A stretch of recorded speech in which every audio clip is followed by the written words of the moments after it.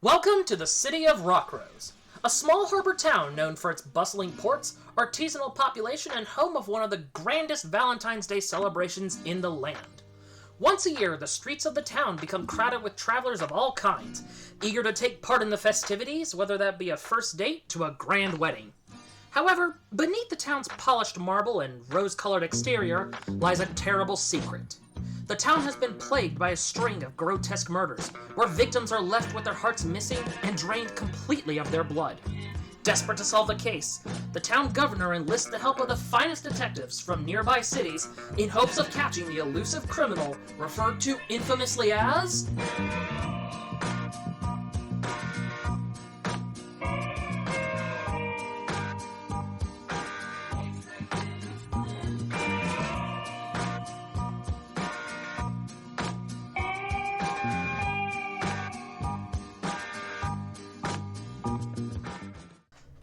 As the festivities are being set up, the governor and a select few cabinet members wait in his office anxiously. At last, the doors to his office open, and you all are escorted inside. The governor stands to his feet and welcomes the party in, eager to finally solve the mystery of the murders. This is Governor Gillian Rocher. The sweet-toothed governor of Rockrose, he's lived a surprisingly illustrious career.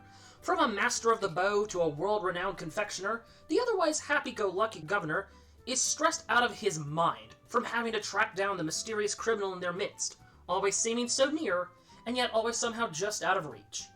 He wears a white archer hat with a pink feather in it, a red pinstripe jacket, white pants, a pink bow tie, and carries a crystalline white bow with a matching quiver, filled with ruby red crystal arrows.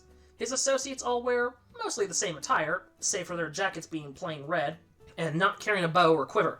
At last the door's shut, and he stands to his feet, clears his throat, and he says, "Well, I'm terribly sorry if the ride here was bumpy, but I'm glad you all got here. Let's see. 1, 2, 3, 4, 5, 6. Yes, everyone's here. Fantastic. Let me get the list here and make sure I've got everyone. Let's see. Where do I start? Alright. We will go in order in the Discord call from top to bottom. So, Josh, take it away. First guy on line, Shane Pike. Nation-renowned freelance reporter. He has solved many crimes, many mysteries, even exposed the king for the wrongful doings that he did to his people. He will always do the right thing at a price, and whenever he can do the right thing, he will do it. But just still, always the price is right. Alrighty. So he reaches over and he shakes your hand and he says, "Ha! Mr. Shane Pike! I've read many of your articles. You know, if it weren't for you, that nearby kingdom would have still been under that rule of that terrible, terrible king. I must say, I hope you're able to get to the bottom of this story. Now then, let's see. No problem. Who's next? Camron, take it away, buddy." You've all heard of the most by-the-books cop ever in this area. His name is Raphael Ambrosius Cousteau. And, you know, he has a pretty high case rate. He often succeeds at what he does. And from the sound of it, he would be a very organized, very sophisticated, very cultured individual. Raphael Ambrosius Cousteau in person is a slob. His face is bruised and battered, and you can tell from the splotches that he's been an alcoholic for quite some time. He is in a giant, oversized green, like, overcoat duster type thing with, like, faded gold buttons, and he's got giant yellow rubber kitchen gloves on. And so he's got, like, receding brown hair that goes back into like a mullet almost, and a mutton stash. And he's smoking. He's trying in vain to start smoking a cigarette, but he can't get the lighter to flick with kitchen gloves. As he's sitting there trying to light his cigar, Governor Rocher reads the name and he slowly lowers the list and he narrows his eyes. He says, "Pardon me, you aren't Raphael Cousteau, are you?" That's the name my mother gave me, yeah. Do you let people smoke in here? No. In fact, we don't let people smoke in any of the buildings. Are you sure you are the Raphael Cousteau, the infamous detective who solves every single case within a matter of 24 hours or less? The most well-renowned detective? Yes, I have had a bad weekend, and I am in recovery. A bad weekend is perhaps an understatement for you, sir. Did any of you pick him up off the street on your way here?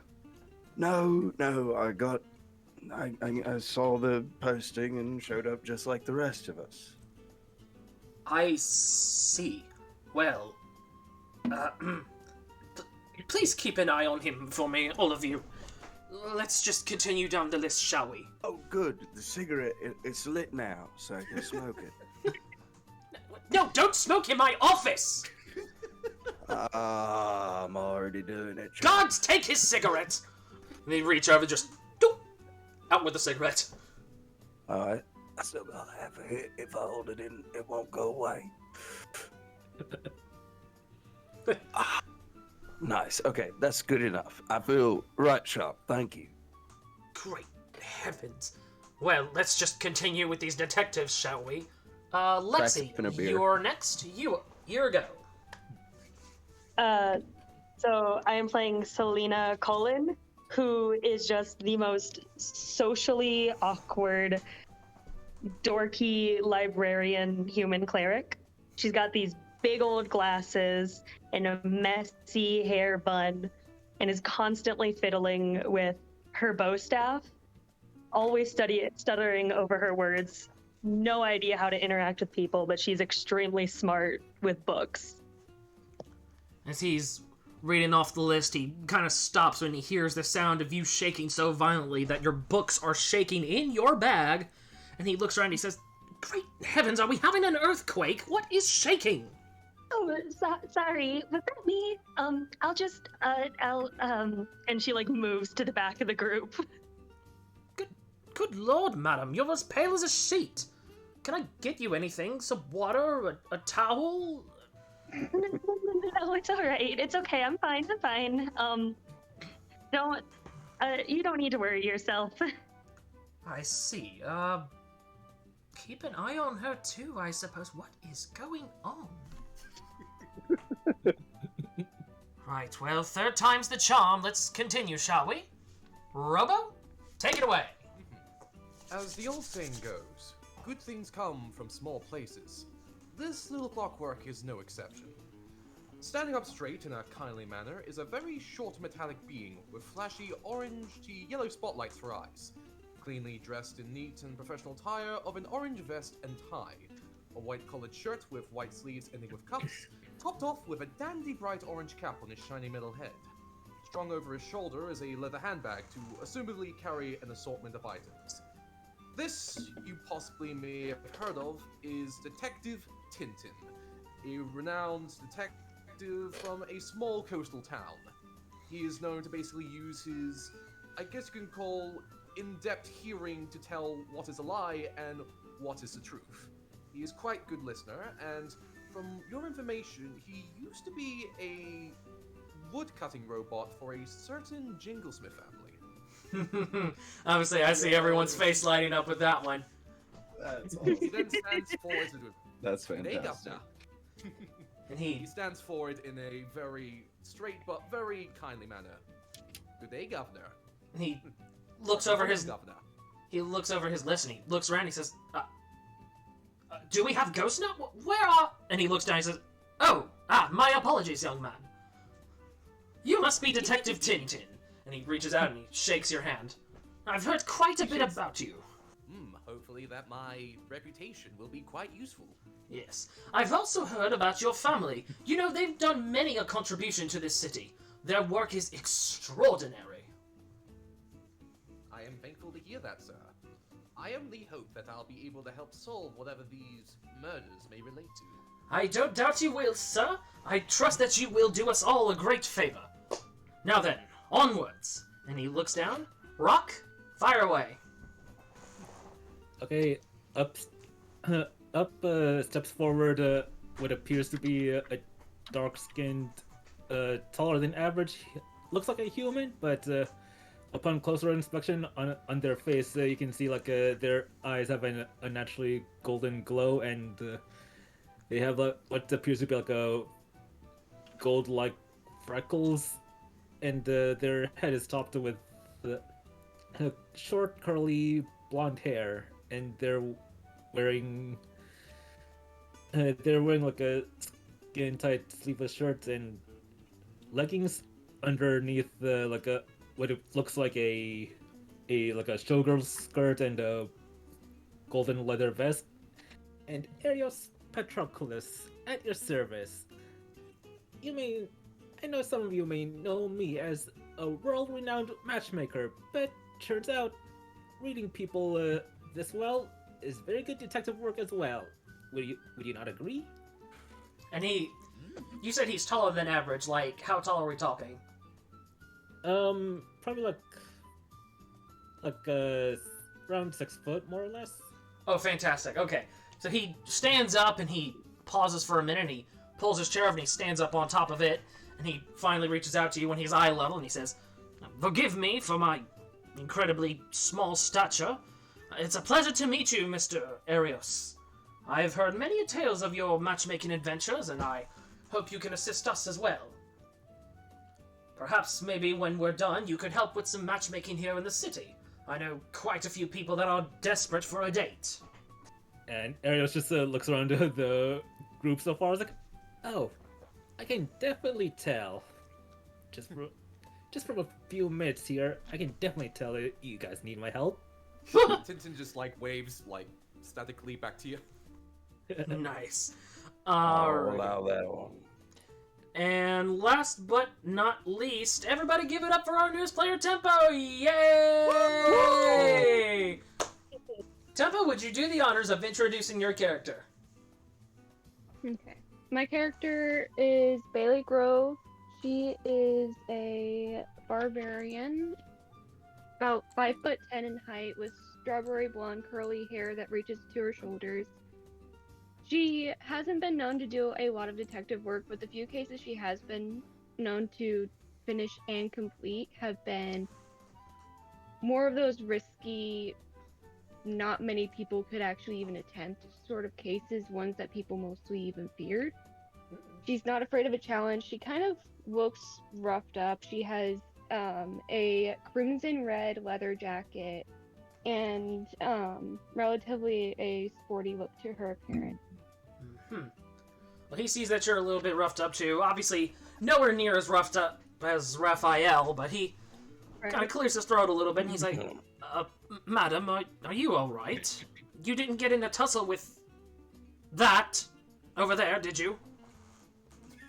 I resemble that remark.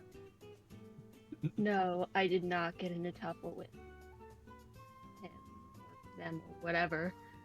I just woke up this way. Don't really care much for my appearance. I see. Well, I'm sure we could use a little muscle for this investigation, so I'm glad that you came along. Now then, if that is the case, you all may take a seat. I'll give you some details about this job. When you all sit down, he pulls out a file and he sits it on his desk and he opens it up and he starts flipping through pages. In the pages, there contains several different photos or sketches of bodies that have their hearts cut out of their chest and in various expressions in various parts of the town. It is perhaps one of the most horrific things you've seen. Shane, maybe it's not that big of a deal to you. Bailee, maybe not either. But everyone else, this is startling. And he looks at you and he says, "As I'm sure you are probably aware, we've been dealing with murders in our town for the past month now, and things are only getting worse. Unfortunately, it doesn't just stop there. The murders actually started about 3 months ago, and they started happening outside of the town. But because they were out of our town borders, we were not able to do anything. It was out of our jurisdiction. We chose to pay no mind, and then, out of nowhere, they came to our town. And I'm terrified to say that they've started getting worse and worse as Valentine's Day comes to a head. You said they was started out of town That- 3 months ago. That they did, sir. And when did they start in town? About a month ago. A month ago. So they've been ramping up in intensity going towards Valentine's Day. That is correct. If what we think is true, they might come to a very, very terrifying peak on Valentine's Day. That is why I've called you here so early. I need you all to look around town and find any sort of clues, any signs of criminal activity, anything like that. Is there anything that the victims have in common? The only thing they seem to have in common is that they all have their hearts removed from their chest. Other than that, there's nothing else. It's not a specific gender or type of person or anything like that. No one is safe. And the bodies aren't even that well hidden. They're just left out in the open. Did the victims have any spouses? Some of them did, and some not. So they weren't all single. No, I'm afraid they weren't. Right. That throws my first suspicion out of the window. Yes. Well, that is why you all are here to figure out the mystery. I've allowed you all to stay in the most exquisite inn in our town. He leads you all to the window and he points outside. And outside you guys see a large marble red-roofed inn called the Ruby Rooster. And this is like the most intricate inn you've ever seen. It's beautiful. Like, think something from like ancient Greece or modern Greece almost. And he turns to you all and he says, "You all will have a 5-day stay here, but I need you to solve the murder in 3 days. Because that's when Valentine's Day will be. If you solve the murder early, you may stay as long as you'd like, or you may take your leave. It is up to you. All expenses are paid." All? Everything you say. Everything, yes. The rooms, the food, the meals, the everything. The drinks? Within Yeah, reason, I- if you don't spill them, sir. Do we get a per diem, perhaps? A what? Or a per diem, you know, some upfront pay for outside activities. I don't have a lot on me at the moment.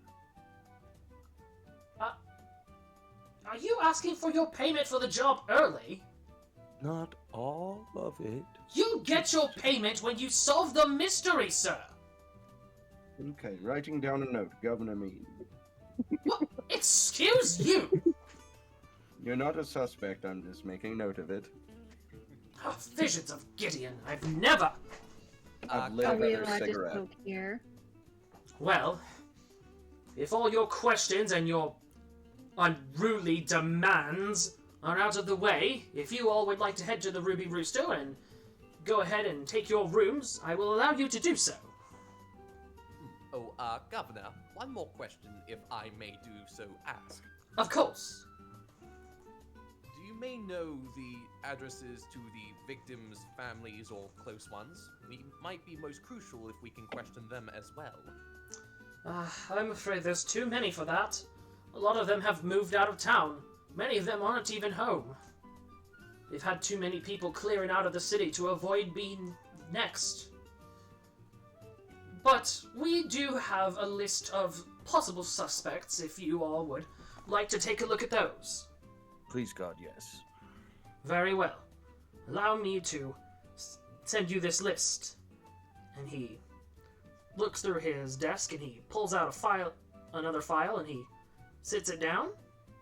And he opens it up, and it's a little piece of paper, and on it are these names, and I will send them to you in NPC details.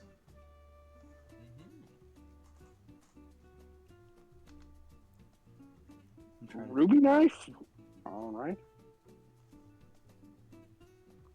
Now, do any of you have any questions about them? Have any of them been charged with a capital or serious murder? No, as far as we're concerned, all of them are Well, all of them are free of murder, but not all of them are free of crime. And he Which one's ones are done the the- ones that have done crimes? and he looks down and he points to the name Lezik Monpar. This man right here is a good-for-nothing drunkard and an absolute fiend. He terrorizes this town every single day, every single night. I'm not even sure if he knows his left from his right half of the time. He walks around in a drunken stupor, begging for liquor, and he just harasses everybody. We've had to throw him in jail so many times he basically lives there. And the only thing that seems to scare him is the padded room. That's Lesik? Yes, Lezik Monpa. I've circled his name. Don't get any ideas, sir. What about Ruby Knife? I was marking him down for whatever. I beg your pardon, what was Ruby Knife? What about Ruby Knife? Ah, that one, well, he's not exactly the most social person. You see, Obed Ruby Knife, he was formerly part of our naval fleet, but after he tried to desert the fleet, we had him arrested for a while. We've given him one more chance to either spend his life working as an intern for one of our local businesses here, or he can simply be executed. He is currently he's currently employed at the local wood carving shop, Cor Diablo, who actually sells a lot of Jinglesmith products, Detective Tintin. I'm sure you might love it there. I might have an interest to check with him then. Very well. I would recommend you do. He is perhaps the kindest person here. The owner, I mean, not Obed. And Obed is anything but. Anyone else? May I ask, this may sound out of the blue, but what are the marital statuses of all these fine suspects? Every single Are they one. all... Every single one of them are single. Brivin is a widow. Herrick is taken a vow of celibacy. He cannot marry, and of course, nobody wants to marry Lezik or Obed due to their rough nature. Valmia, I believe, is... Yes, Valmia is a traveling bard, so she doesn't stick around long enough. Oh, so they're not all men.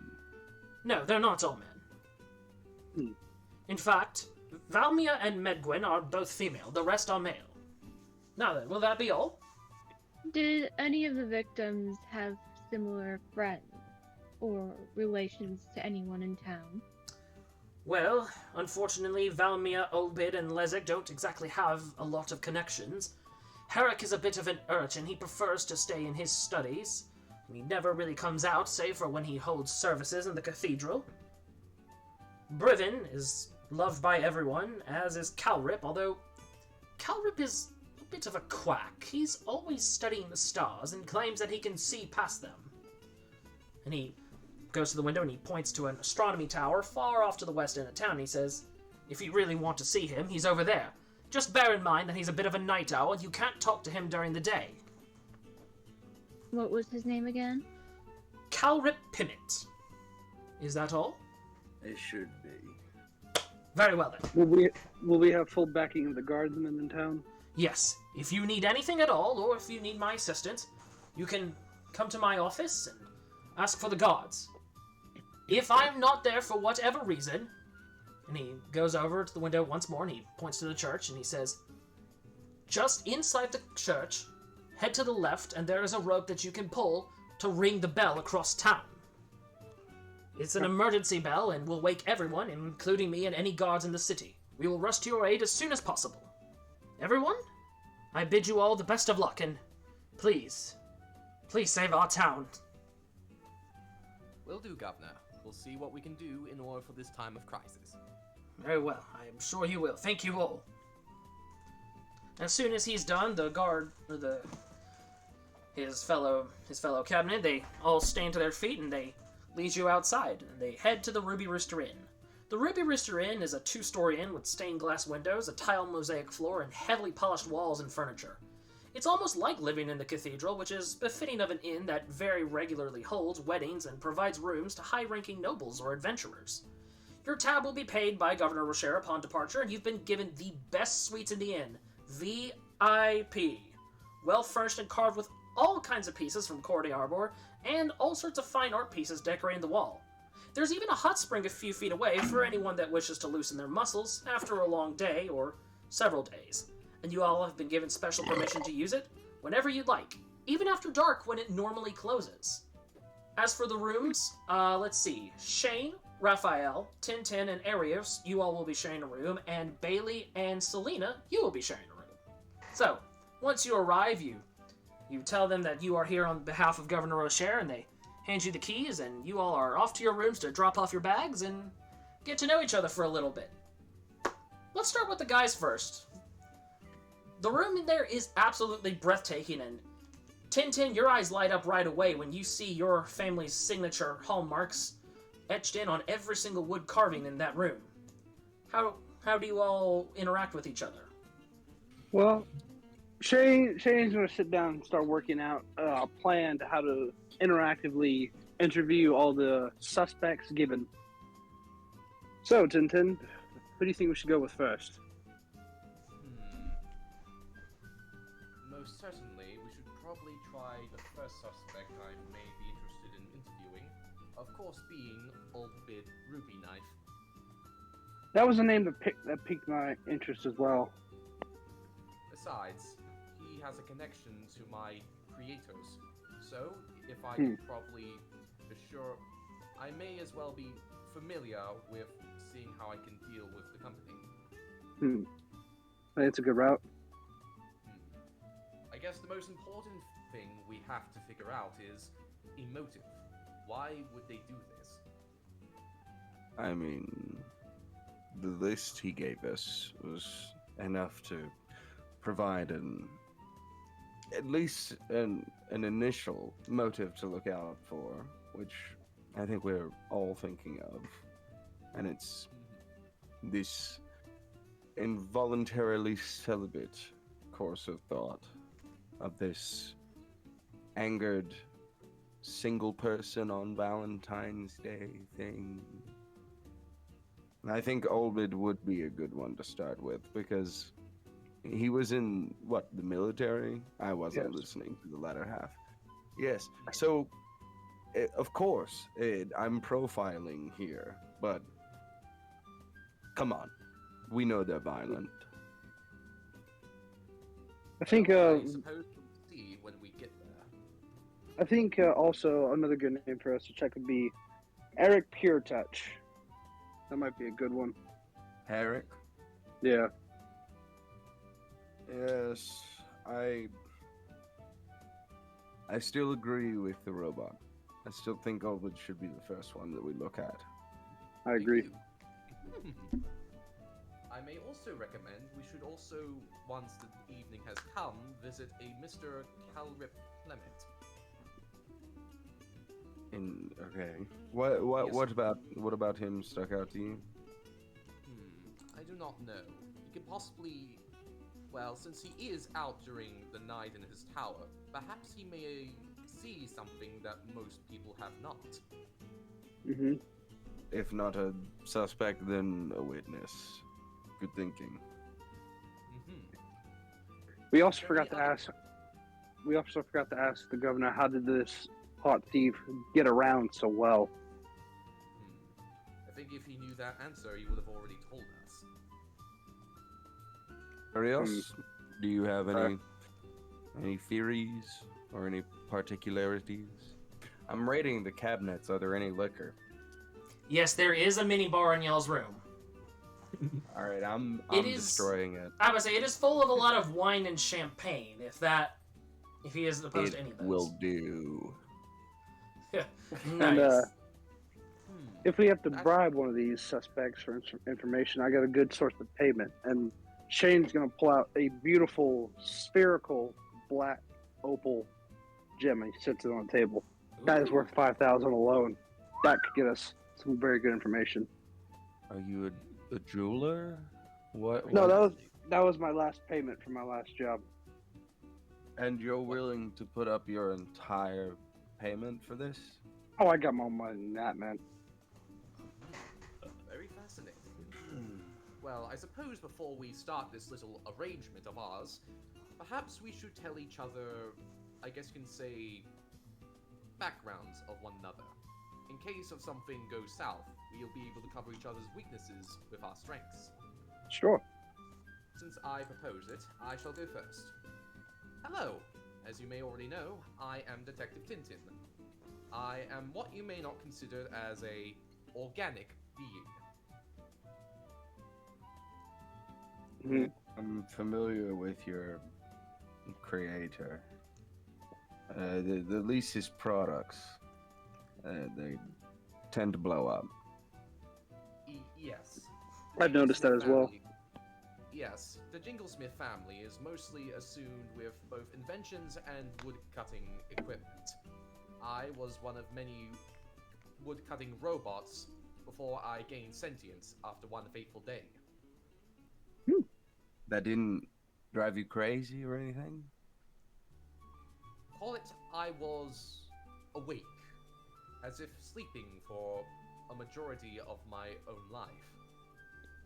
Wow. After that, they welcomed me in, and I soon became almost part of their family.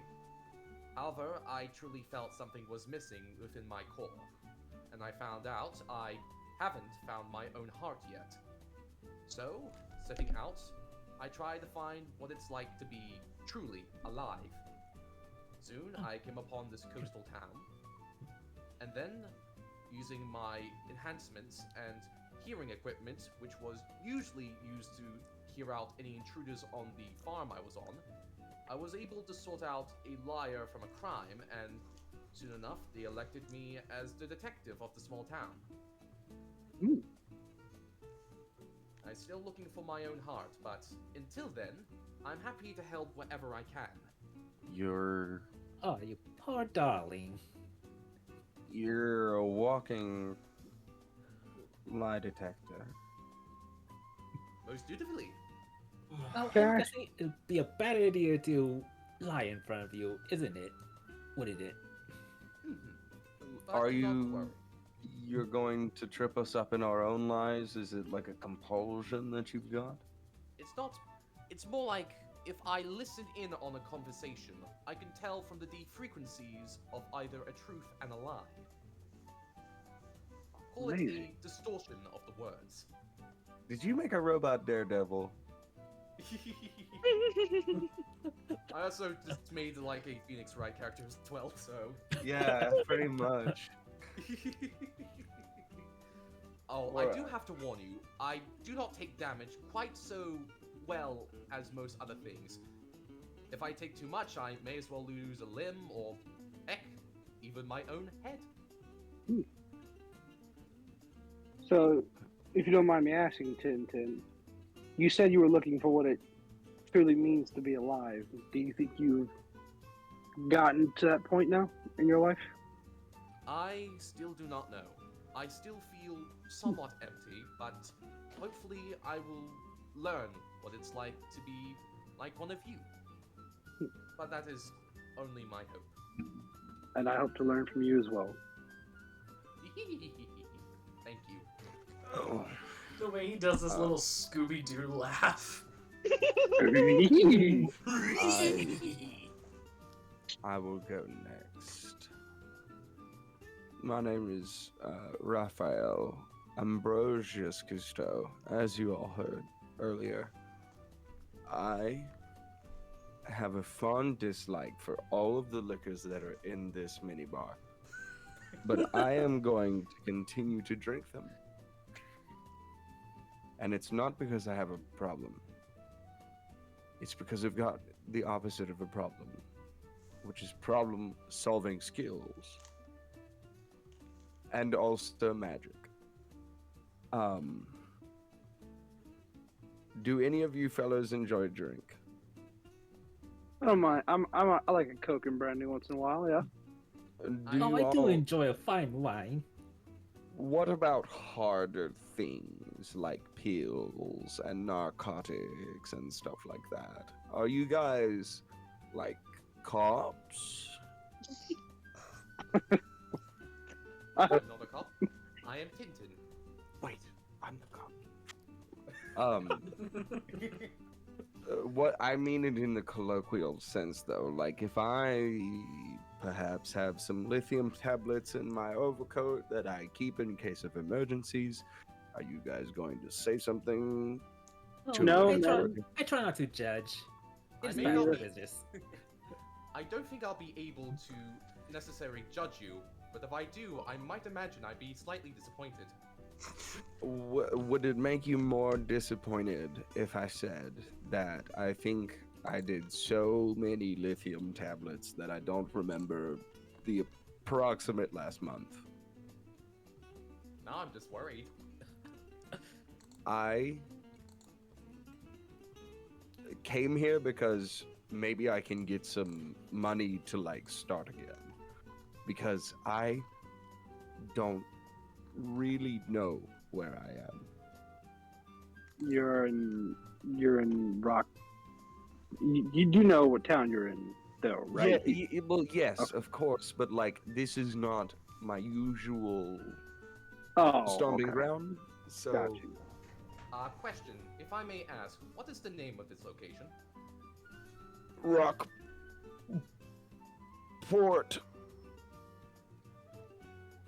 Correct. I've had several of these drinks. Wait, did you just lie detect me? You son of a bitch. Wait, you lied? No, but you said I was correct, and I'm assuming I was. Ah.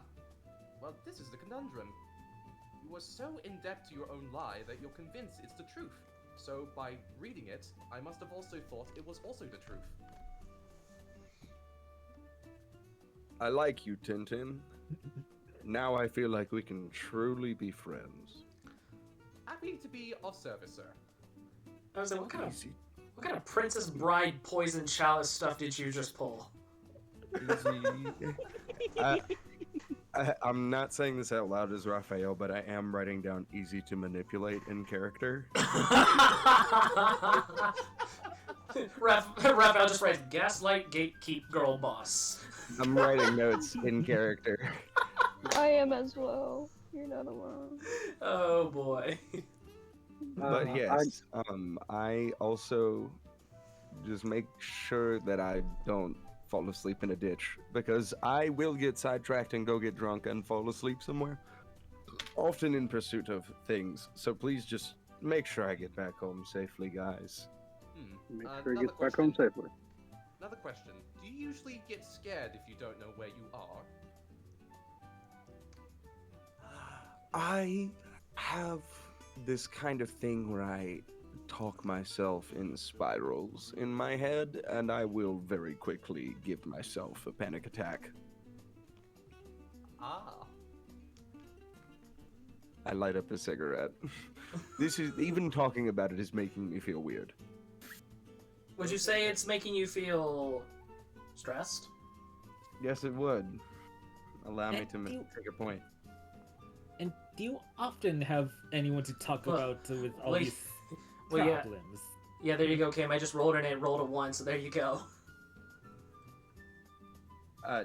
Do I often have problems? Do you have anyone? Do you have anyone else that you ever talk to with these problems? You know, like a partner, or a therapist, or a boss. I'm not a very I suppose I can say this in liberal terms. You guys seem pretty cool. I'm what most people would call a practicing asexual. But the term now that I'm also hearing is aromantic. I am not necessarily interested in the carnal thrills of the body. I'm more interested in getting so fucking high that I can't see straight. If that makes sense. It's just not a thing that I think about. But in terms of getting my thoughts out, random people in the park, sidewalk hobos, the man who gives me sandwiches at the bodega often hears my deepest thoughts. I But surely, even as an arrow ace, you must surely have some close friends. That man who gives you sandwiches sounds like a good fellow. Would you consider him a good friend? He just gave me a sandwich the other day, and I told him that I almost killed myself the other night, so I don't know if we're, like, friends yet. I think it was more, I have no idea where I am. I've got no friends, that I can think of because can't remember shit. I think that he was unsettled by the comment and probably would not consider me friend. This bottle is empty. Does somebody else want to talk? Yeah, I guess I'll go. Well, as you heard, Shane Pike, freelance reporter and journalist, renowned freelance reporter and journalist, stopped a rogue king, exposed the wrongdoings, what he was doing to his kingdom. I wouldn't say I'm the most physically fit fight, but if I were to, I guess, sneak my way through it and attack someone unseen is the best way I could put my way of defending myself. And yeah, I'm also pretty good at reading people, as it comes with being a journalist as well, and also just getting to know the area as well. Another important thing about journalism. What kind of journalist would you consider yourself? It's kind of hard. Well, mainly just, I guess, like exposing secrets or exposing the wrongdoing. A political journalist. Yeah, that's the best way to describe it. Yeah, a political journalist. I would have said investigative. Political investigative. Yeah. I respect it. Are you from the area? No. Mr. Pike. Mm-hmm. May I ask you a hypothetical question? Shoot. Would you say that you will solve any case, no matter who may get hurt along the way? No, I can't. I couldn't say I would. I wouldn't go that far. I want to do as minimal casualties as possible if I were to solve a case. Understandable. There's always a good way to reason somebody. You just got to find the way, or how to do it. Not always. That's yet to happen to me, but I'm sure it will. How old are you again, Shane? 22. I'm 45 years old. Approximately. I thought you were in your mid-30s, but okay. Approximately, I am currently 19 years of age. Ooh, you're past your warranty. What? What's that supposed to mean? Like that. He's a wood-cutting robot. 19 years old? How often do you get maintenance? Well, approximately possibly needed only maintenance once a year.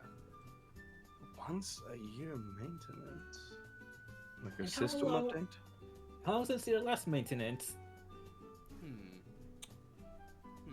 DM, when was my last maintenance? Let's see. I'd say the last time you were maintenanced, it was, I'd say, last December, before someone in the Jinglesmith family had to go off for a certain job. You're still waiting for him to get back, by the way. Last December, if I last recall. Erios, I have to take notes on you and profile you. What? Wait a minute. I feel like you could have left part of that out. I'm very honored. Ah, you're an otter. Is that what you said? No, I'm honored. Oh, I'm honored. That's what I meant to say. I deadass thought you said a gay otter. Wrong campaign. No, that's me. Mr. Raphael, are you sure you're quite alright? Is the necrotics not already affecting your current mental state? You're correct. Allow me to pop a lithium tablet. Oh my god. Is it alright to try to solve drug problems with more drugs? Ooh, I'm leveled out now. I can feel the chill setting in like instantly. Erios, start talking, baby. Let's hear it. Oh! Maybe I do need to cut away from this. Hold on. Erios, quick, say your stuff! Erios, run. Say something not sexy right now. Oh, not sexy. Well, let me just put down this glass of wine and just say that I have a tendency to help people hook up. Oh, wait, is this for real, matchmaker? I'm writing it down. Well, that was my initial day trade, but sometimes things happen, and turns out trying to get into deep into what people really want, it's actually a pretty good skill to have when you're trying to also solve murders and stuff. So, are you saying that you solve murders in a more, let's not necessarily supernatural, but preternatural? I'll say it usually happens by accident. It's like one of those things where like I don't go looking to solve crime. It just so happens that I have clients, and turns out that they're committing crimes, and well, I have to be a responsible citizen and report to the proper authorities. Have you ever felt a proclivity towards like the paranormal? Are you a psychic? No, I'm pretty sure I'm not. Things just kind of happen to you? I mean, that's what happens when. That's just what happens when I'm so good at my job. And maybe sometimes if I use this and I like pull out like a perfume bottle, it's like, it sometimes kind of helps to nudge people along to tell a certain truth, to be more truthful. Very good. I'm writing definitely magic down. I tip my glass of wine to you. Oh! Now you're egging me on at this point. Oh, now boy. you're egging me on. It's called method acting. Look it up. It's in books. Well, if you've all introduced yourselves now, while Erios eggs Raphael's bad habits on, let's pan over to the ladies' lounge. So, Selena and Bailee, you guys have your room to yourselves, and you have this giant, fearsome barbarian and this quiet, timid little librarian. How are y'all getting along? You can pick whatever bed you want. It doesn't really matter to me. I have no preference. I don't get much sleep. Then you're very intimidating. Good to know. You're very shaky. Do you need some help? Am I? Oh, sorry. Is it bothering you? I can stop. Maybe. Actually, I don't think I can. It doesn't bother me. Okay, They cool. definitely yay. I'm gonna go set up on the bed now. Okay. If you don't mind me asking, I mean, it's totally cool if you do mind me asking. Why don't you tell me a little bit about yourself? I mean, cool if you don't want to talk about it. That's totally fine too. I'm fine talking about it. 18 years old, no family anymore. Not much to say, honestly. What made you want to take this job? Do you like solving mysteries? I initially got into it by accident. My brother went missing, and no one would help me. So I started my own investigation. And one thing led to another. Found out what happened. And then rumors started getting around about me figuring out what happened to my brother, and people started asking for my help. I help those where no one else will. Oh, wow, that's very noble of you. I just like seeing people get what's coming to them. Ah, ew.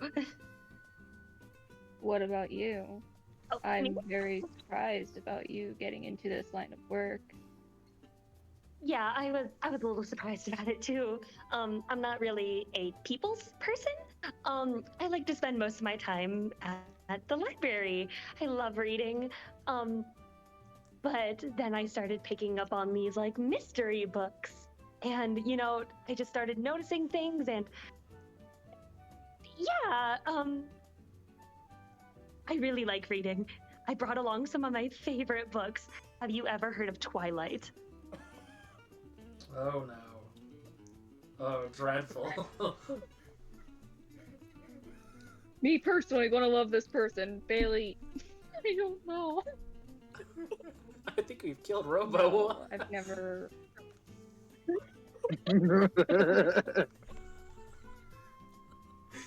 No, I've never heard of Twilight. Sit down. Sit. Okay, so she like reaches into her bag and pulls out the entire series. Oh my god.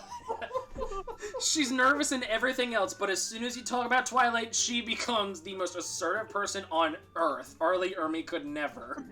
Her special feature, she loves Twilight. Oh boy. So there are these vampires and werewolves. Oh, don't even get me started on the vampires. Edward? Oh, he is amazing. He is my one true love. I can't wait for him to find me one day. Team Drake.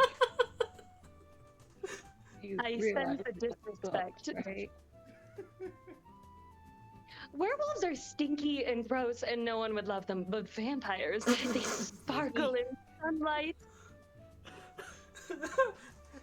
Rock's Harvestman character would not like what you just said. He just looks up. It's just like something's wrong. I can feel it. Like he just starts growling for no reason. Bobby just looks over. Pal, what's wrong? I sense a disturbance. Poor. Are you taking a shit? Alright, back to the game. Yeah, I'm gonna say back to the game. And there's this one really annoying girl, Bella. Don't even get me started on her. I can't stand her. I think the books would have been written much better if I was there in place. So I did. I wrote my own versions, but it's with me instead. She pulls out another set of books. Oh dear. Bailee just like pinches like her like in between her eyebrows. She's like, oh my goodness, I'm stuck with one of these girls. I've rewritten the entire Twilight series, so instead of that annoying Bella character, it's me instead. I think it's a million times better. Oh dear. Oh, I even changed my last name to be the same last name as Edward. Oh gosh. Cullen? His name is Edward Cullen. Oh no. Oh my That's... God. Oh, why did I not notice that with your character's name? Dang it.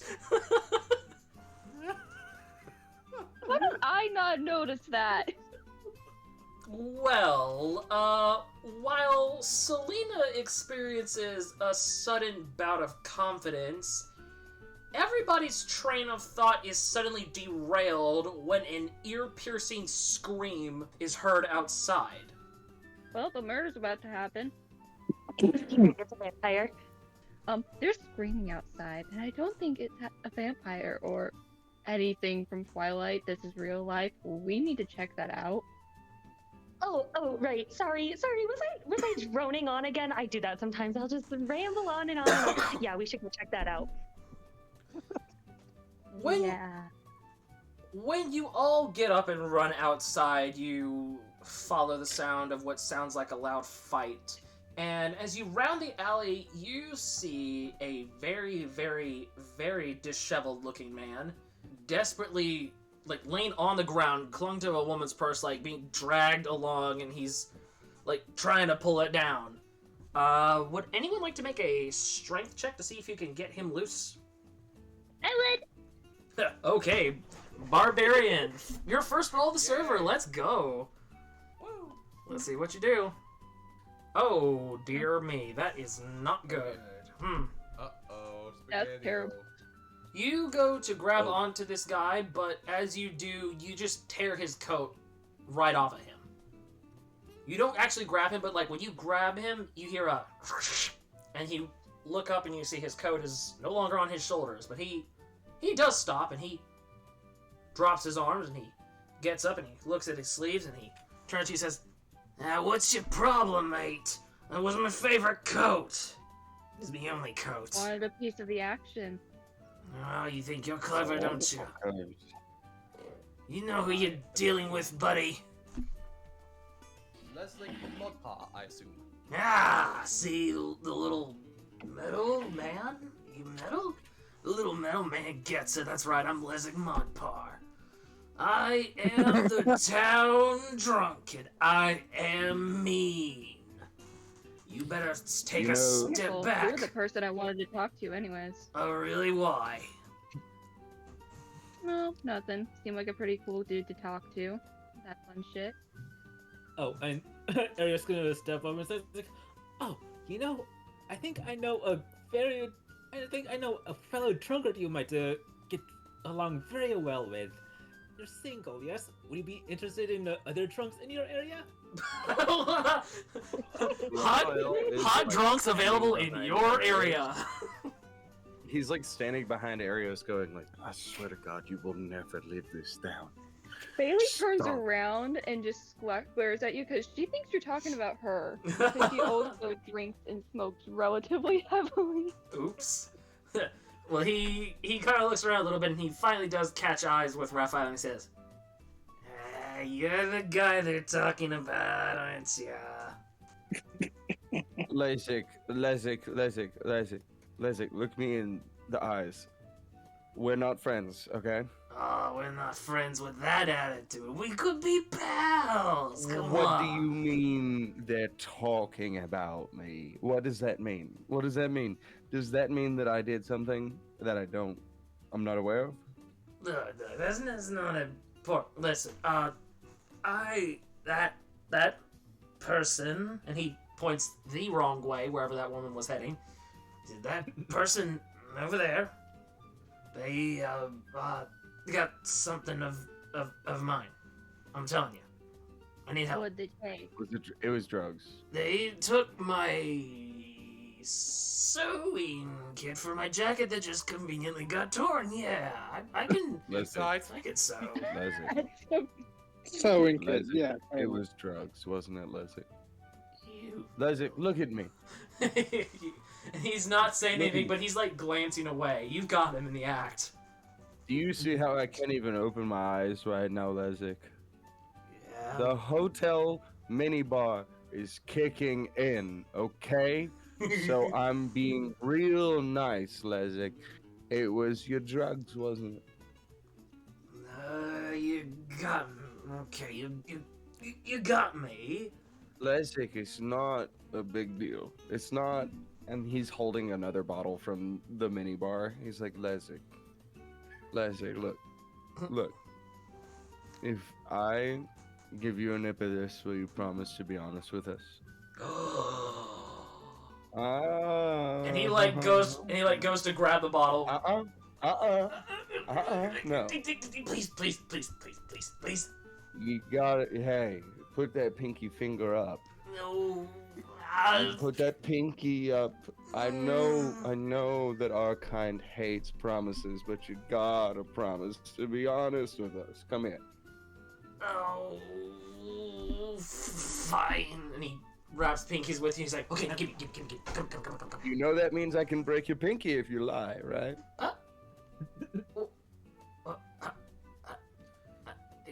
Here, have a little nip. Well, he definitely takes a little more than a nip. He grabs that joker. He takes as big of a swig as he can before you probably try and take it back out of his hands. Yeah, okay, alright. We get the message, buddy. Okay, come here. Look. How does it feel, first of all? Because this shit is pretty primo, actually. It's nice agrarian ale. It was from the Rocky Hills of Sermont. I love that I can taste the mountains. They taste very good. Do you like doing murders? No. What do you mean do I like doing murders? I don't like murder. Oh, so you've never had like a number, like a hit go wrong? No, a hit? What do you mean a hit? You were just trying to steal that lady's purse. We all saw it. I was borrowing Look, the purse. I'm not Thank you. Cop. I'm not a cop. It's not a big deal. What? That lady had something that you wanted, and you took her from it. You took it from her. What about that lot behind you? Are they cops? They're not cops either. They're literally like one of them like bakes bread at a bakery. Like they're not even like a big deal. They're just my friends. They're just here. You know, law of large numbers. Somebody's not gonna jump me if I've got 7 people behind me. You know what I mean? But I just need you to tell me something, Lezik. I'm not even trying to incriminate you in this because I like you, Lezik. I like you a lot. I think you're cool. Shane's gonna walk up. Lezik, if you please kindly tell my friend what you have seen or what you have heard. There may be 85 gold pieces somehow mysteriously end up in your hand. This is my friend Shane, and he's a secretary for an accountant. He's got a lot of money, and he can help you out. He thinks it over for a minute, and he finally nods, and he motions for you to lean your ear in, and he whispers, he says, "Okay, now, I'm gonna give you a little secret. You make of this what you will. There's this, he's I think he's a wood carver, and I think he's oldie garnet knife or something, right? And I saw him. Lezik, hit this cigarette, and then talk. Yeah. And he takes a hit and he says, "Okay." While he's doing that, I go ahead and give him the 85. Nice. And he takes the gold and he kind of rolls it over in his hands. He's like, "Okay, so here's is the garnet knife guy." And then he was down that way towards the west end of town, and he was in an alley, and I didn't see him, but I heard his voice, and I saw a shadow, and I saw him raising up tools and swinging them down, and I kept hearing thuds, and he kept muttering something like it wasn't sharp enough for something, and he kept like throwing things behind him, and he got in a cart, and he came out of that alley. He pushed me back. He's a grump. He's a real jerk. You don't need to stay around that guy. But he was coming out of the alley in a big hurry, and he's all bandaged up and everything, and his arm's all bandaged up, and he left so many tools behind, and I think one of them had red, but was it rust or blood or I don't know. But he was talking about not sharp tools in an alley. And I'm telling you, he was doing something, and I don't know why. Okay. Were there any other persons in the area when this was going on? Well, if we're talking the west end of town, that's where Albit is, and that's also where that's where Medgwin, that weird traveling merchant is, and then that's also what's his name? Brivin. Yeah. Brivin. Okay. Yeah, they all hang down there, that lot. Medgwin might be moving up to the east end of town by tonight, though, so if you want to see her, you better get in there quick. But get real quick. Okay. Thank you. Yeah, Thank you, Lezik. my place. If you ever need anything, you know where to find me.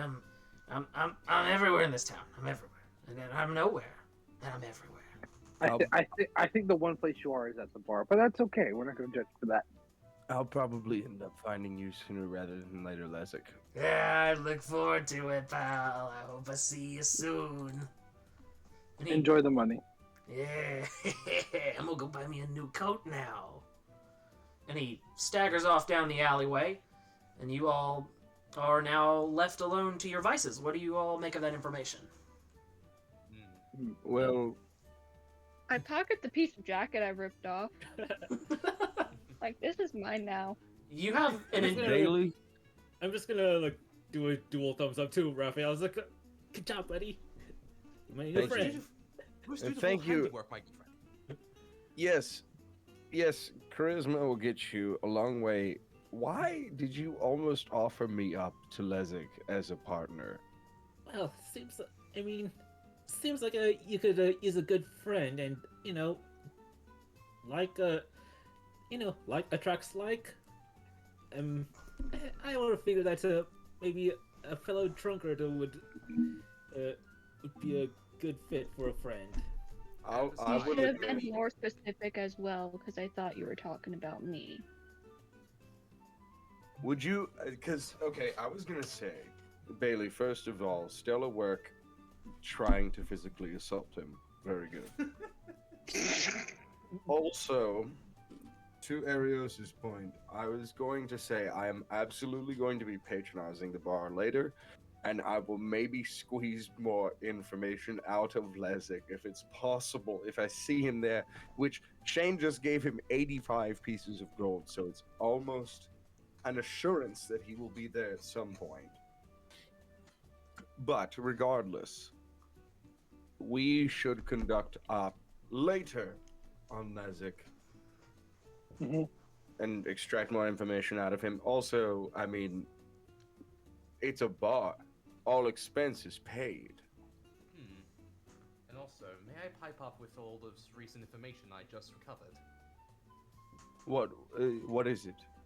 Well, they did say Medwin may be leaving tonight, so we could use this opportunity to meet them just before they get whisked away. What did you... Were you monitoring his heart, or whatever it is that you read?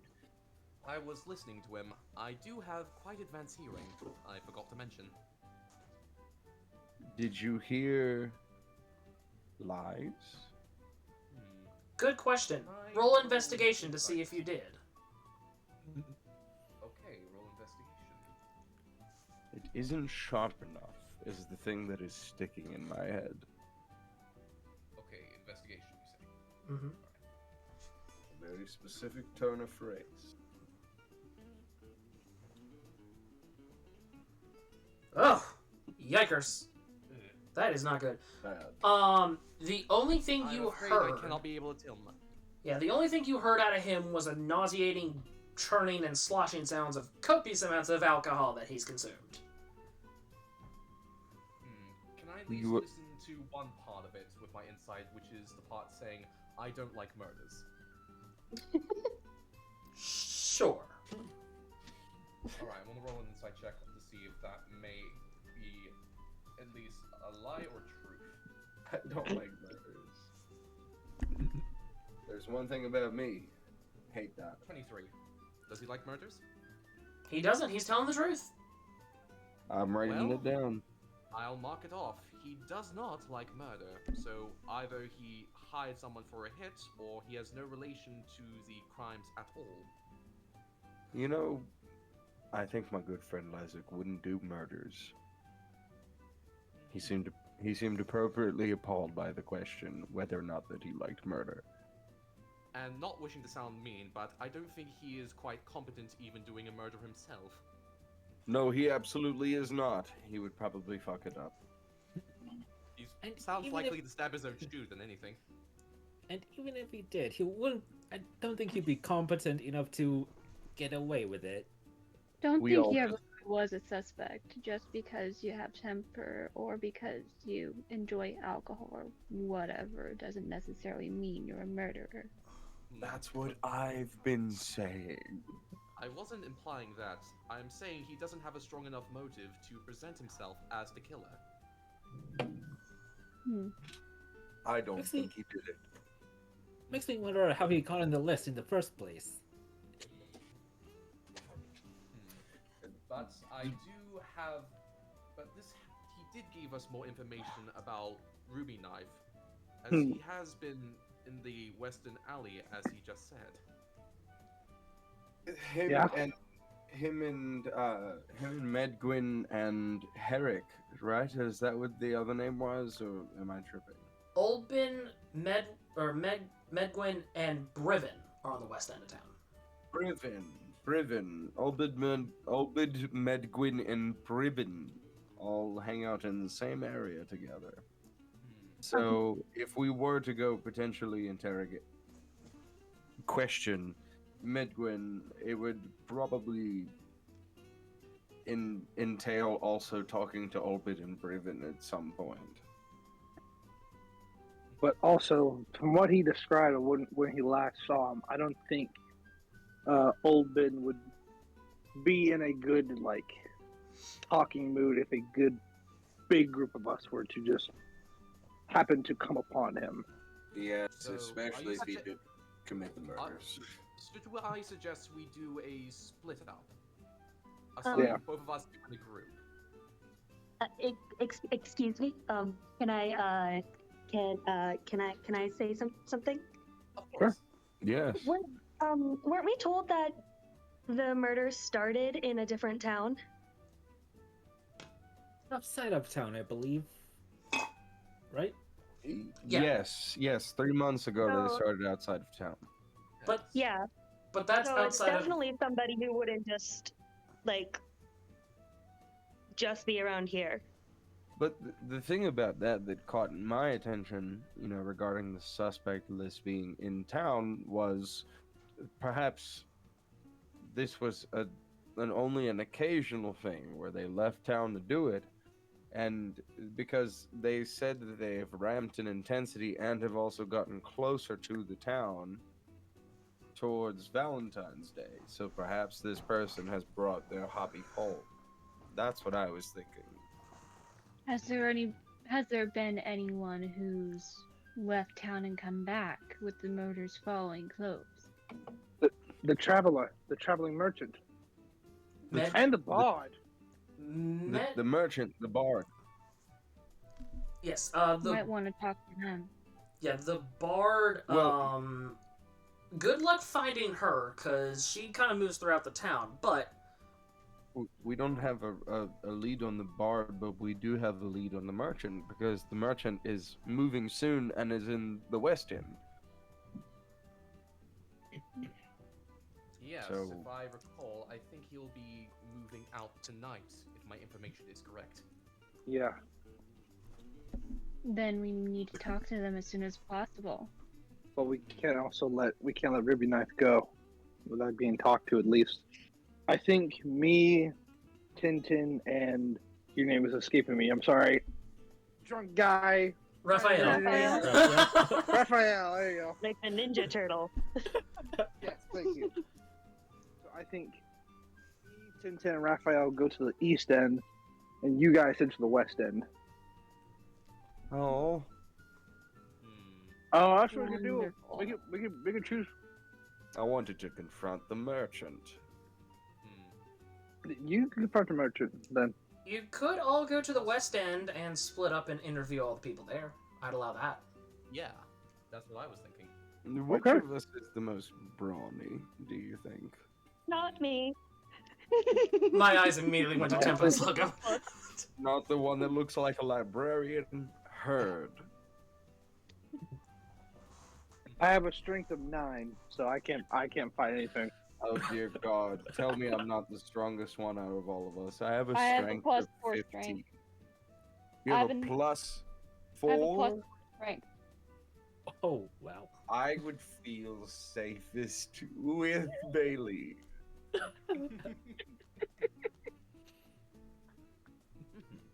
I am scared of my limbs getting hurt. I think we're all scared of that. Yeah. Yes, I think but that's a general concern. I'm If anyone in wants- less control of my body than the rest of you. if anyone else wants to come with me, I do wish to review with Ruby Knife. That is who my main interest will be. I'll come with you. All right. All right. So what's the party? I heard, is it Raphael, Bailee, and who else is going to the merchant?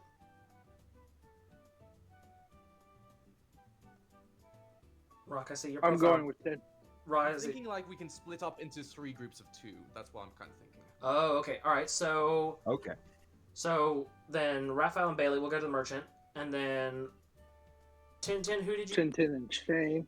All right, we'll go And to then see Ruby Selena Knife. and Erios will go to Brivin. All right, Erios and Selena. Okay. All right. So we got our groups. Let me do a little something here. Let me just roll. Let's split up, gang, and find clues. Hooray! Sweet. Fantastic. Never goes wrong. I keep rolling ones on There's a D4s. murderer out there. Shane and Tintin are Shaggy and Scooby. Yeah. Like, let's get out of here, man. That's so fucking good. Okay, so Raphael and Bailee. So all of y'all head to the west end of town. But everybody else goes on a little bit further. Raphael and Bailee, you all stop at a cart. A very large cart that is covered in various shades of purples and is pulled by a giant... Is that a pig? You've never seen anything like this before. From inside the cart, you can smell all different kinds of incense burning. And you hear the sound of glass bottles and stuff clinking against each other inside as though something is being moved around. The door to the cart is on the back, and there are stairs going up, and a little sign on the back that says, "We're open." Bailee, would you like to take point on this one? Using me as a shield, I see. Yes, but also if something happens with the giant pig, I can turn around and go get it. So think of it that way. Giant shield, got it. I'm the go-getter. Bailee knocks on the door at first, not wanting to open it in case if there's a trap. From inside, you hear a very soft voice calling out. She says, "Come in, come in." Bailee opens the door and walks inside. The inside of the wagon is dimly lit with all different shades of colors from candles in different glass bottles. And if you look around, you see tons of exotic goods you have never seen. All manners of spices, some relic-y looking things, just very odd little knickknacks and doodads. There's a lot of stuff here that you have no idea what it even does. And behind the counter sits an elven woman. She wears green and brown armor, and her hair is black and tied back up in a ponytail. And you see her, she is polishing a sword on her counter, and she quickly puts that up, and she folds her hands, and she says, "Good day. What can I get you all?" You're Medwin, correct? "That is right. I am Medquin Silverfar, the best traveling merchant all around." What specific products do you have? "Oh, all manner of things. Look around you. All sorts of trinkets, knickknacks, magical doodads, and la-di-das, and blah-blah-blahs.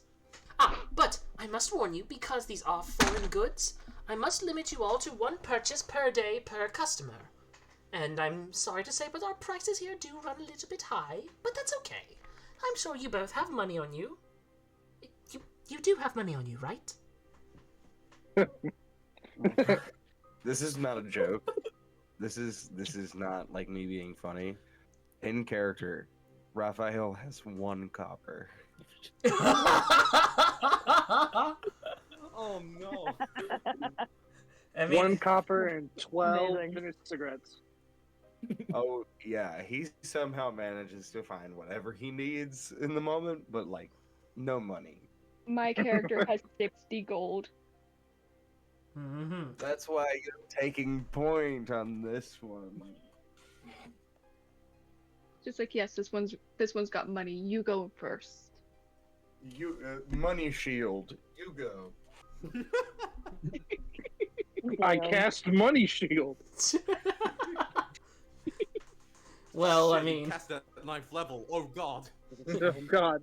well, as long as you don't say how much money you have, she doesn't seem to care, and she is perfectly content to let you look around and all that and buy whatever you think would be interesting. If you have any questions about her goods, or if you just have any questions for her. I have plenty of questions for her. All right. Well, what would you like You to ask should her? ask them. Medwin, do you have a restroom in your establishment? Oh, I'm so sorry, dear, but I'm afraid we don't. It's fine. It's not even a big deal. Bailee, ask questions. And she like leans over to you. She says, "Just go outside behind the cot, dear. It's okay. Just don't get any on the wheel. I will be right back in a moment. Just don't get any on my wheels." He looks like he's going to put it on the wheels. Gotta have a place to aim. Well, while Raphael goes and takes a big old It loops up the wheels. Bailee, you're alone with Megwin. What would you like to ask her? I do have a couple of questions in specific. You seem to be one to collect all sorts of rare items. Oh, of course. Do you have any rare information? On what subject, my dear? Anything unusual or deadly? Deadly? Oh, goodness. Let me see. How about this one? And she reaches underneath the counter, and you hear her fishing around before she pulls out two very large blades made out of what look like insect mandibles. And she says, "These are blades made from Hulk mandibles. Terrifying creatures they are. They're bipedal bugs. They dig through the ground, and they're very, very strong. I wouldn't recommend punching them if I were you. What about, how about this?" And she reaches down, she pulls out another vial, and she says, "This is rust monster acid. Even the slightest drop will corrode any form of metal entirely. I have to keep it away from my cash register, otherwise it corrodes my coins." Do you have any suspicious clients? Suspicious clients? I'm afraid I do not have any suspicious clients. What do you mean by suspicious, dear? Ones asking for questionable items, or anything to do with hearts or love?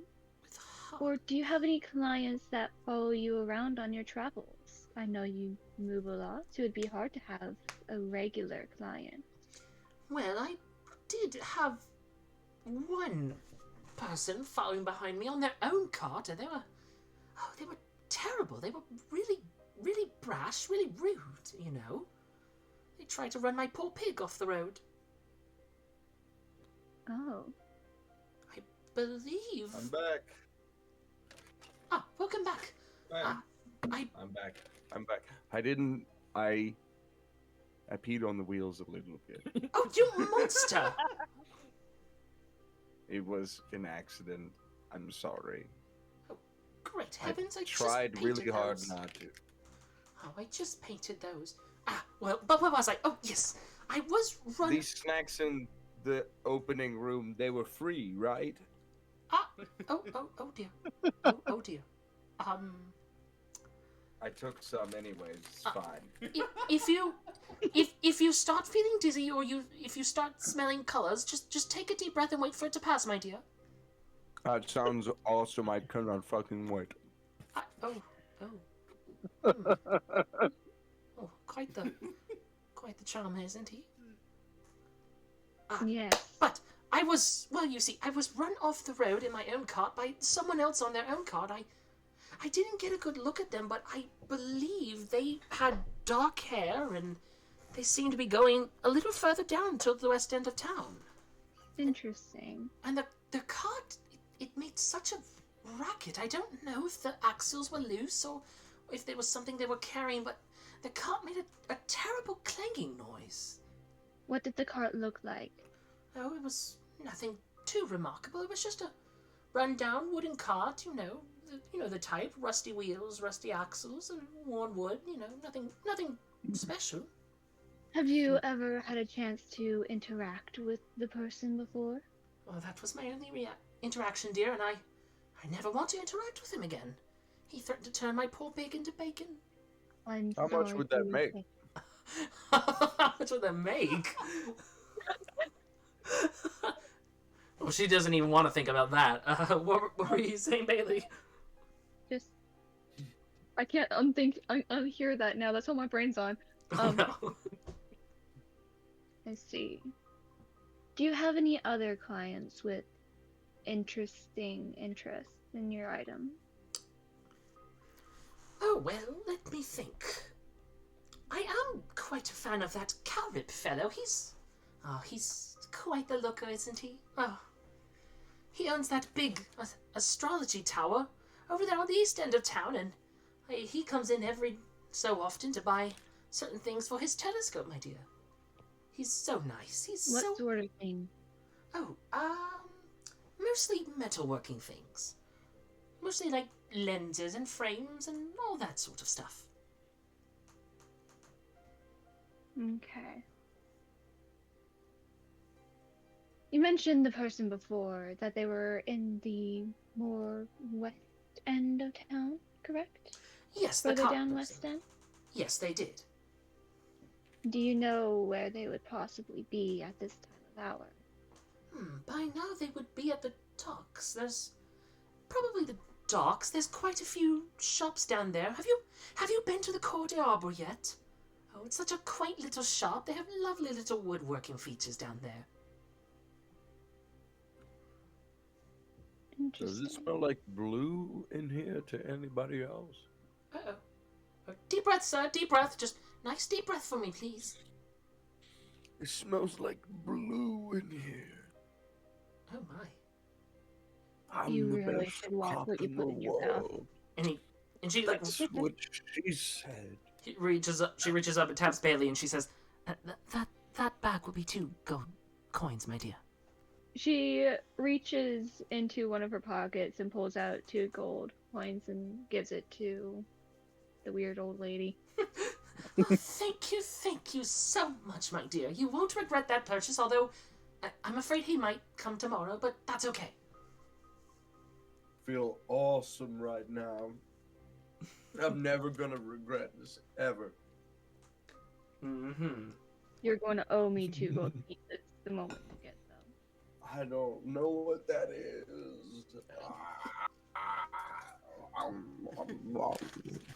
Is there anything else you would like to know from Medgwen? Medgwen, what am I eating? Oh, It's just his fucking hand. It's just I've biting had a his lot. hand. not I've had a lot of. You are eating yogurt-covered coffee beans that have been fermented after they were chewed by a bugbear.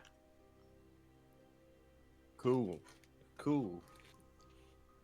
Do you What have kind of any... bugbear? Just like a cool one?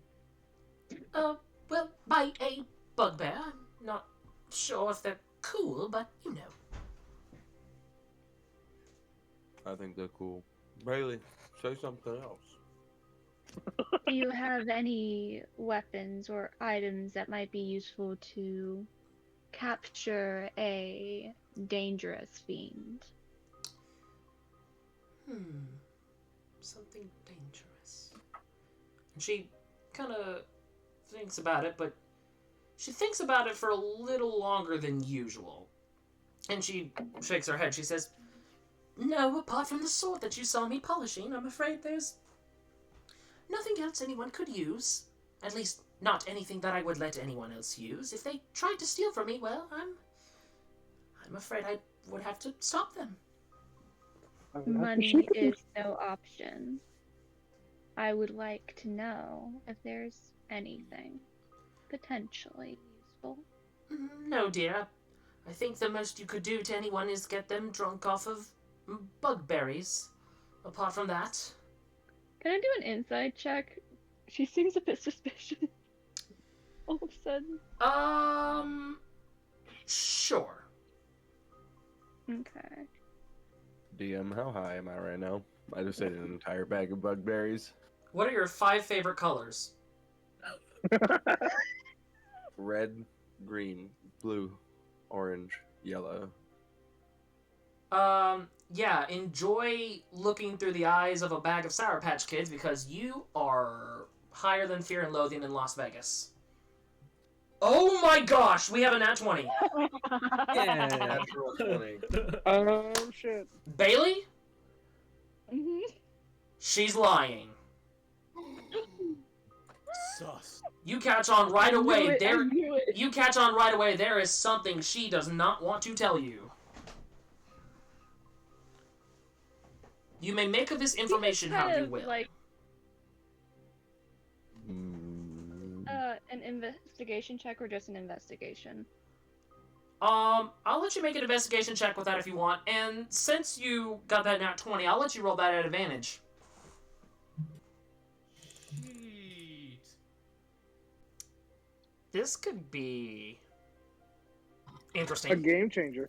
I was about to say, this could shake things up a little bit. I wasn't expecting that. Alright, we got a 23.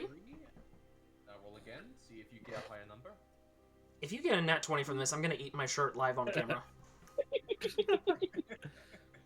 Don't jinx it. No, I'm not jinxing, I'm manifesting. This is my favorite shirt. I know it's going to taste good. What the fuck does that mean? I really want to eat that shirt. Right, so 23 is the highest. It's his Top Gun shirt. Actually, it's my Survivor shirt. Anyway, Oh. so with a 23, as you kind of narrow your eyes thinking that she's hiding something, you kind of peer around her, and underneath the right end of the counter, you see a jar with a black label and a skull and crossbones, and it very clearly says, "Caution, do not handle without gloves." What do you What make about of this? that jar? I beg your pardon? That jar over there? Black label, skull and crossbones. What? Seems kind of dangerous to me. And she turns and she pauses and she takes a deep breath and sighs, and she walks around behind you and she closes the door behind y'all, and she comes back around to her counter and she says, What? "You know, I really hoped I wouldn't have to show you this." And she reaches underneath the counter and she pulls out the jar. Inside is a very thick-looking, viscous, semi-liquid substance, slightly yellow in tint. This is labeled as carrion crawler mucus.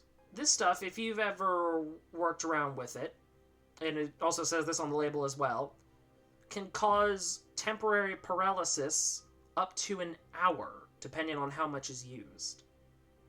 And it can do this by simply being applied to the skin. It does not have to be ingested. It is incredibly dangerous, often banned in a lot of cities, and quite possibly one of the most volatile poisons you'll ever come across. I so want that jar. And she looks at you all with a very dead serious expression. She says, "You all must swear you will not say anything to anyone, especially the governor. I am keeping this jar because I want to find an antidote to carrion crawler mucus, but I needed a live sample to reverse engineer it. Is the only way I can get a truly accurate reproduction. Both of you swear to me right now you will not say anything about me having this jar." I won't even remember it tomorrow. "And you, madam?" I promise I won't. I promise I won't say anything. As long as you continue telling the truth to me. I don't take kindly to being lied to. "Well, you are not being lied to, my dear. I'm afraid I am somewhat on the run for acquiring this mucus and having it in my possession. But as soon as I am done making the antidote, I will get rid of it, I swear." But that is why I'm a Okay. traveling merchant. My goods are often illegal in nature. If you all have bought... What are the chances of anyone else having that mucus? None, I hope. Okay. Nothing. I promise I'll keep your secret for you. If you all are done buying everything, looking at everything, and pilfering through my goods, I'm afraid I must ask you both to leave. Wonderful. Well, I have all the information I need, and hope you have a wonderful rest of your day. Or night. Whatever. As do I, madam. As do I. After you all leave, let's take a quick trip down with our Shaggy and Scooby duo here, Tintin and Shane. Oh wait, who am I? Am I Scoob or am I Shaggy? I am absolutely Shaggy. Yeah. Okay, looks like I'm doing the. Yeah, but say you could do the laugh. You're Scooby. So you two, as you all are walking down the west end of town after Raphael and Bailee have made their little detour, you two are walking down until you see a worn wooden cart with rusty metal wheels and axles, and you see a man sorting through several burlap bags, pulling out tools and sticking them back in kind of quickly. He has his back turned to the crowd, and he doesn't seem to be very friendly looking either. He almost seems to be in a hurry. What would you all like to do? I suppose we shall approach him, if that is a good way to do so. Yeah, Okay. I like it. He seems kind of panicked. Let's try to be as calm and respectful as possible. Alright, so let us approach him casually, as if a set of friends. Let's try a customer angle. Mhm. All right. Well, he still hasn't noticed you all, so what would you like to say to get his attention? He just, I guess Tintin might probably need to get like a little. Excuse me, could you like pick me up a little bit? No, yeah. He lifts him up. Like you like put me on your shoulder or something? No, he just has him out, like just out from his body, like a toddler. He's just holding him like baby Simba. Yeah. However,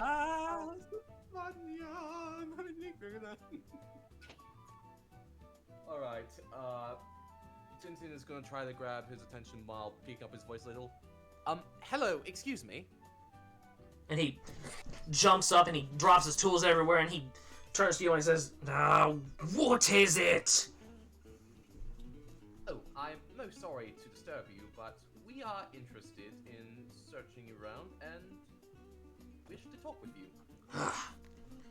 I have a burning hatred for tourists. Get lost, I'm busy. If you want to go searching, go find the governor. Also, I am from the Jinglesmith family, so if you wish, I would also like to talk to you. Wonderful, that sucks. Can Tintin also, DM, Mm-hmm. is his sleeves covered? Are Brevin sleeves covered? Yes. They Are his are. sleeves covered to hide cuts? They are long sleeves, and you notice one sleeve looks like it has like a little white something sticking out on the end. Not like almost like an undershirt, something like that. Tintin is going to like look back to the pet companion carrying him. Alright, should we hit him with the confrontation, or I believe it'll be the only way to grab his attention. let's try bribing him first. Okay. I pull out the black opal. What the hell is that? Oh, just a gem worth 5,000 gold that I don't mind losing for a nice casual talk. Oh, you're from that pig lady, aren't you? Trying to sell me some exotic goods. You keep that stupid gem. I don't know who this pig lady is. I earned this from my work, sir. Look, what is it you're here for, apart to remind me about that stupid Jinglesmith family who I'm slaving away for now? I guess the first thing you can explain to me is why you're hiding your cuts, sir. Yes. My cuts? On your arm there. And he kind of pauses and he takes a quick look at his left arm where the bandages are, and he says, What are you playing at? A guy can't get injured on the job. Let's just say, depending on how you will answer our questions, this is leading to quite a serious case, and then I only wish to help you. As do I. Well, you're here for those murders, aren't you? Right on the nose, sir. Right on the nose. Good luck. Nobody's been able to figure out who it is, and I doubt you will either. From how you're explaining yourself, you are presenting yourself to be not in a great light. A witness has told us that they saw you in an alleyway with sharp tools. Oh, you're...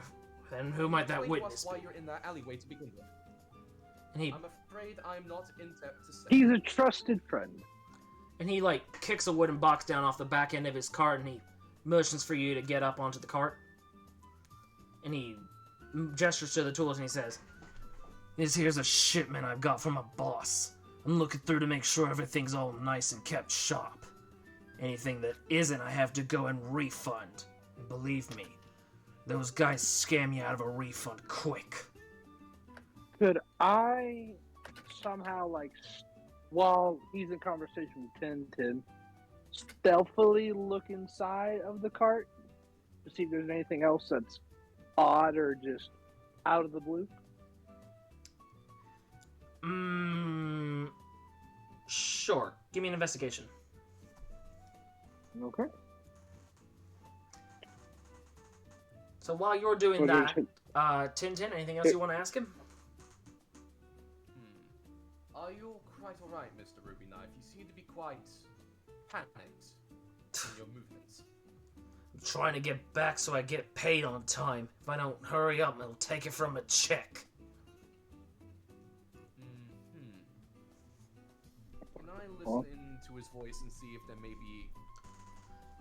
Can I tell if that's the whole truth, or there's something else of why he's also trying to make a run for it? What's my Oh, excuse me. I had a bunch of sneezes. May I listen on his voice if I can tell this frequency when he says the line, I am rushing to basically get there on time. Can I, see if there may be more than just that reason of why he's rushing so quickly? Sure. I'll also need an investigation from you. Alright, investigation. Trying to find my... Oh, here we go. Okay. I got a +5 to that, alright? Oh, you said investigation next? Yes. Yeah. Okay. I got an 11. So, it won't be stealthy enough to move anything around or anything like that, but... Oh, no, I'm not trying to grab it. I'm just trying to, peek over without being, obvious about it.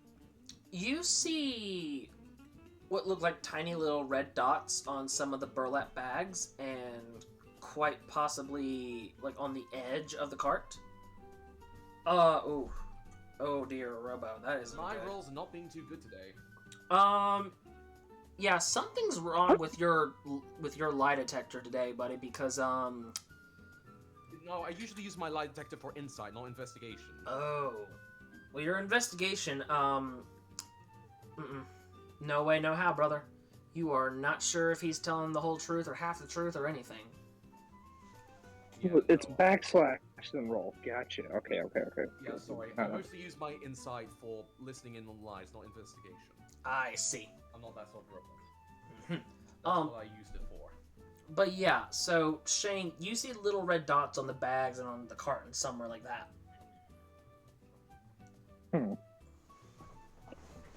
What are you hauling this time? Think I made it clear I was hauling tools, mate. Okay. Look, if you Would hear... you mind if we check? Check! Are you cops? Not Well, cops, but I'd say investigators. Well, if you're not cops, I'm not letting you investigate my goods. Now get off my cart, I've got a Just for your- deliver to make. Just for your information, sir, we do have the guards on our side. If you try to do any sudden movements, we may have no choice but to use aggressive force if necessary. Is that Tim over there? Hey Tim, can I get your assistance with something really quick? He pauses when he hears that you Talking have to the a guard. guards, and he sighs and he steps aside and he says, You have 30 seconds. Make it quick. Thank you, sir, for your cooperation. And I get into the cart and I grab the red dotted bag. I hop down. I notice this, Tintin. May I pray through it? Sure. And I Can I see it? set it down in front of him. What do I see from this bag?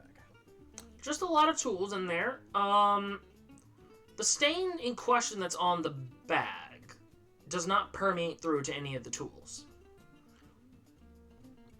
But the stain itself is also a very dark red, and it's not a consistent size or shape. Almost like little blots.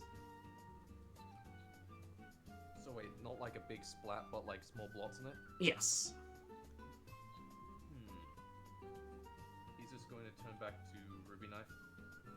This bag, where did you get it from? Got it from a supplier.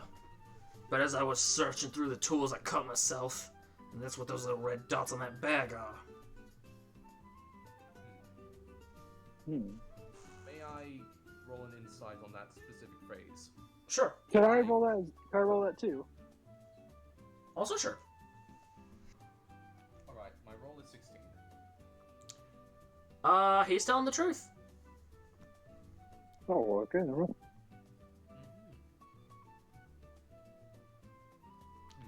Can I investigate the tools much more closer to see if I see any of them out of place? Not this time. Because Alright. as you do, he looks at his watch and he gasps and he quickly runs to his seat and he says, "Oi, get off my cart! I gotta go make this shipment! I'm gonna be late! Scram!" And as soon as you put them back, he cracks the reins and he's off. I assume by now y'all have gotten off the cart. Would he be too distracted noticing that someone will basically be on the back of his cart? Okay. He's taken off assuming that you were off the cart. Okay. Okay, I'm just thinking, would he notice like a small little robot just like investigating the cart while he's like distracted racing it forward? Huh, nope. Okay, I might be able to investigate while he's distracted moving the cart as I like check through the stuff while I'm still on it. If you can make an athletics check to see if you stay on the cart while it's moving, or while it's moving. Can I use acrobatics or just athletics? Yeah, acrobatics. Can I give him an advantage and just, He no offense, start him? he's already on the road moving. You're Never mind. not standing in the cart anymore. Oh, you are off that cart. Yeah, you were flung off the cart as soon as he cracked the reins and took off. That leaves... Tintin, you alright? I am stable for now. It'll help out, please. I gotta lift him up. Hmm. We ought to follow him. I agree, but how can we be able to catch up to him? Is there a guardsman near me? There's not. Fuck. Wait, is there like a dirt trail leading behind from where the car's making? Yeah, I mean, like, you can see where he's going. I mean, you can follow the cart. Shall we follow him? Sounds like a good plan. Alright. And- Can you just give me a piggyback ride while you're just like chasing after him? Sure, yes. And away you go. He just gets on behind your back and shoulders, and then you just like run forward. Alrighty. Well, away you go. Erios and Selena. Yes. You two were off to go investigate Brivin, right? I believe so. Mm-hmm. Well, as you guys are walking down the harbor to try and find this store, you hear a very loud boom come from one of the stores, and you see smoke start to pour out the windows of one, and a crowd gathers round. And as you all rush to get into the crowd, you hear a horse and cart screech to a halt, and you see a guy get out, and he runs inside, quickly forces open the windows, and he drags out an old man, And he is very, very short in stature, only 3'6". He's probably a dwarf of some kind, and wears dark brown pants, a faded, long-sleeved tan shirt with a green patch around the shoulders, and a charred, messy apron. He also wears a head mirror and thick ground glasses, and his hair and beard are also light in color, almost white. And despite his wrinkled complexion, his hands are firm and calloused from years of working. When the smoke finally clears, he apologizes to the crowd. He clears his throat and he says, "Oh, I'm sorry, everyone. It's a silly little toy. It just got a little too eager to be infused with magic. You all can go now." And Olbin looks up, and when no one clears out, he says, "Scram!" And everyone starts to clear out. Selena starts to walk away too when she's told to scram. I put my hand on. There's this. I put my hand on Selena's shoulder. I was like, no. Right. Sorry. Well, while you were doing that, you overheard the sound of Olbit and this man bickering back and forth, and well, not bickering as much as Olbit is the one who's bickering, and Brivin, who's the old man he's arguing with, is very, very calm about what just happened. He seems perfectly unfazed. Finally, Brivin stomps his foot and he pushes past you both, and he leaves, and you all turn, and the old man is left alone. What would you like to do? I'm gonna imagine that before we got here, I was discussing with Selena. I was like, "So, darling, what would be our game plan?"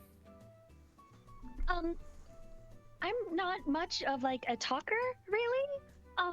So I was hoping that you were. I was thinking of this. We go to him, say that I'm a matchmaker, hoping to find him like either a romantic love or a platonic love in time for Valentine's Day. And how about you, my dear? You just be my note taker or assistant. You're good with the notes, right? Yeah, I can do that. All right. So it's a plan. Right, you go in first. All right. And so I approach. What's this gentleman's name again? His name is Brivin Yedmak, I believe. Make sure I got that right. Yes, Brivin Yedmak. Okay, so yeah, I'm gonna approach Brivin and I'm gonna say, good evening, my dear. It's quite a fine evening, right? Yes? Oh, yes, I suppose so. Apart from the terrible smoke inside my store, I apologize. How can I help you? Well, you see, my name is Erios Patroclus, and this is my assistant Selena. I am a matchmaker, and as you can tell, it's nearly Valentine's Day, and I was wondering, do you have a good friend that you'd be spending the time with? Also, I just realized that this voice that I'm using for Brivin is way too similar to Medguin. I'll try a different voice here. I apologize. But when you say that, you see him almost grow a little bit sullen, and he clears his throat and says, "Oh, I'm so sorry, but I'm afraid I'm not interested in matchmakers anymore." Oh, I'm sorry I'm sorry if that was such a sore subject. But you know, not every matchmaker seeks to match you up with a romantic partner, but maybe a good friend could help you with such grief. Oh, no, that is all right. I'm perfectly fine. But if you would like to help me, you could help me clear out my shop a little bit. It's still very smoky in there. Well, why not? It is, after all, the most polite thing to do, isn't it? Mm-hmm. So you all both go in, and a little bit of work later, you've cleared out all the smoke, and inside, once the smoke is cleared, you see the walls, ceilings, and floors and everything are just lined with all kinds of wood carvings everywhere. I mean, very, very intricate, like wooden toys, wooden furniture, wooden murals, wooden everything. But you see him go over to a shelf and he takes down a photo and he comes back to you all and he shows you. He says, "This woman here, you see, she was my wife. We were happily married for over 50 years, I assume. But, good heavens." And you hear him, his breath gets shaky, and he says, "She was murdered. One night, I had gone out to get an extra shipment of tools, and I came back and my workshop was ransacked, and my poor wife, she's gone." Oh, my goodness, my kind sir. How long has it been? Oh, it's been about 2 years now, and there isn't a day that goes by when I don't think of her. She is the reason I keep this store alive. You see, it is the reason I named the store what it is. Cordiabo, the heart of the tree. She was my heart. And, if you could not tell, by all the wood here, I was the tree. Ah, such a tragic tale. I'm afraid so, but it's not so bad. Apart from having my very unruly apprentice in the form of Mr. Obed Ruby Knife, I do get along quite well. Tell me, how long has Obed been working here? Does he treat you well? Oh, I wish I could say that he did. He's very unruly. He's always late, always complaining, very short-tempered, rude to customers. But I do not wish to see him executed. The governor came to me and asked if I would take him in, and I did. I still continue to keep up with him, hoping that maybe he'll change. I'm sorry, executed? What did he do? Oh, you haven't heard? He deserted from the Navy. Oh. Yes, I'm afraid that traitors are not dealt with very kindly around here, despite this being a city of love. Indeed. Is there something else I can help you with? Perhaps you would like to buy something? Well, I am rather in the market for some knickknacks, so what are some of his lovely designs you make? Ah, of course, I will show you right this way, sir. As he's showing you around, I'll say that all of you eventually managed to rendezvous into Cour d'Arbor with Tintin and Shane getting there first, and Raphael and Bailee right behind. Have you all come with any news to report? I am so high right now. I can barely think. I'm asking for help. In fact, I'm stressing out. Do you you're want spiraling? to sit down for a moment? Does anyone else have anything they'd like to report? So we're all back together again? Yes. Well, we have a lead on Mr. Ruby Knife, but he's not being very cooperative. I saw blood in his bag, but from what I can tell from his words, it came from him. Though I do not know what else to calculate of his situation. He may have motives, but for now they are unsure. When you say that, Brivin looks up and he gasps. He says, "Oh, no, wait a minute. You aren't suspecting Obed of murder, are you?" No. No. It's too rough to say. Maybe. No, we're not. This is for something else that I cannot think of at the moment. Oh, We're just hoping to find him a nice partner so that he isn't always being so reckless on his own. Yes. Oh, so you're like on the job matchmaking right now? As like I should do a finger gun at him. It's like wink, finger gun. Dude, hell yeah, hook me up sometime. Oh, I assume you know Mr. Ruby Knife then? And he turns to you and he stops. He says, "Do I know you from somewhere, young man?" I am Detective Tintin at your service. Are you perhaps related to the Jinglesmiths? Yes, I most likely am. And a bright smile comes across his face when you say that, and he says, "Oh, your family is such a wonderful lot they are." And he goes over and he picks up a little music box and he kneels down and he hands it to you. He says, "Here, you take this. It's on the house." Are you sure? Of course. It's the least I can do for all your family's hard work and years they've put in for my shop. Thank you. You're welcome. I accept it as a kind gesture. Oh, may I ask you a question? Of course. How long has Mr. Ruby Knife been working here for? He was sent here a year ago when he was finally caught for desertion. They held his trial and I chose to step in and offered to take him in. And then I've let him work here ever since. I assume you keep your eye on him. As much as I can. I'm afraid there's only so much I can do, being as old as I am.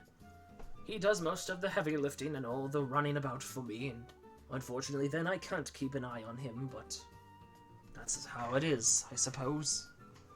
So you took him in a year ago, after you tragically became a widow, yes? I'm afraid so.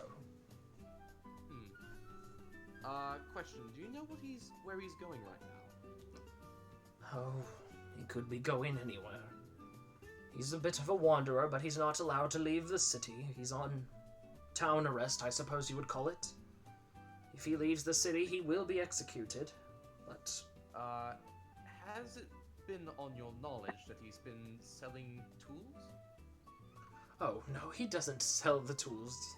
He simply buys them for me. Really? Yes, of course. Was he supposed to make a delivery today? He was, and well, I suppose it's outside. He left before he could bring them in. I'll have to wait until he gets back to get help to load them. And you say he's not allowed to leave the city limits. How far out does the city limits extend? There is a cathedral here, and just beyond that is where the city limit ends. So, the cathedral is where he most likely will be selling the tools? Oh no, he is not religious, as much as I wish he were. If he's going anywhere, he is perhaps going to the bar or somewhere else. I'm not sure. Mm-hmm. What bar say he often tends to? He tries to frequent the Ruby Rose Inn's bar. I'm afraid he does so with all of his money, and sometimes he talks about stealing mine to go and take a drink. Wait, it was called the Ruby Rose? I thought it was called the Ruby Rooster. Ruby Rooster. Whoops. I'm so TV actor. I'm so drunk I forgot. No, Ruby Rose is the name of a Ruby character. We don't do that here. No, Ruby Rose was also Batwoman. Oh, that's true. Yeah.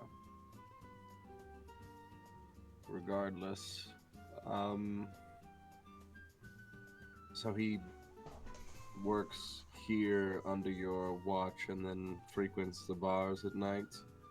I suppose he does. I'm not too sure where he goes.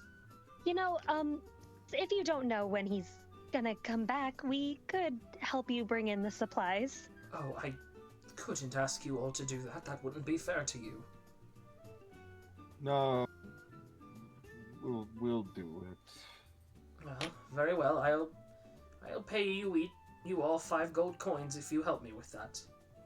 That sounds good. I like money. Certainly. Well, one job later, you all are 5 gold coins richer. Holy shit. Money. Is this the richest you ever been? I will immediately be spending this. Well, I'm not used to being paid for manual labor, but, gold's gold, I guess. I just pocket it. That was easy as hell. Yes. Can I check if it's... What time is it now?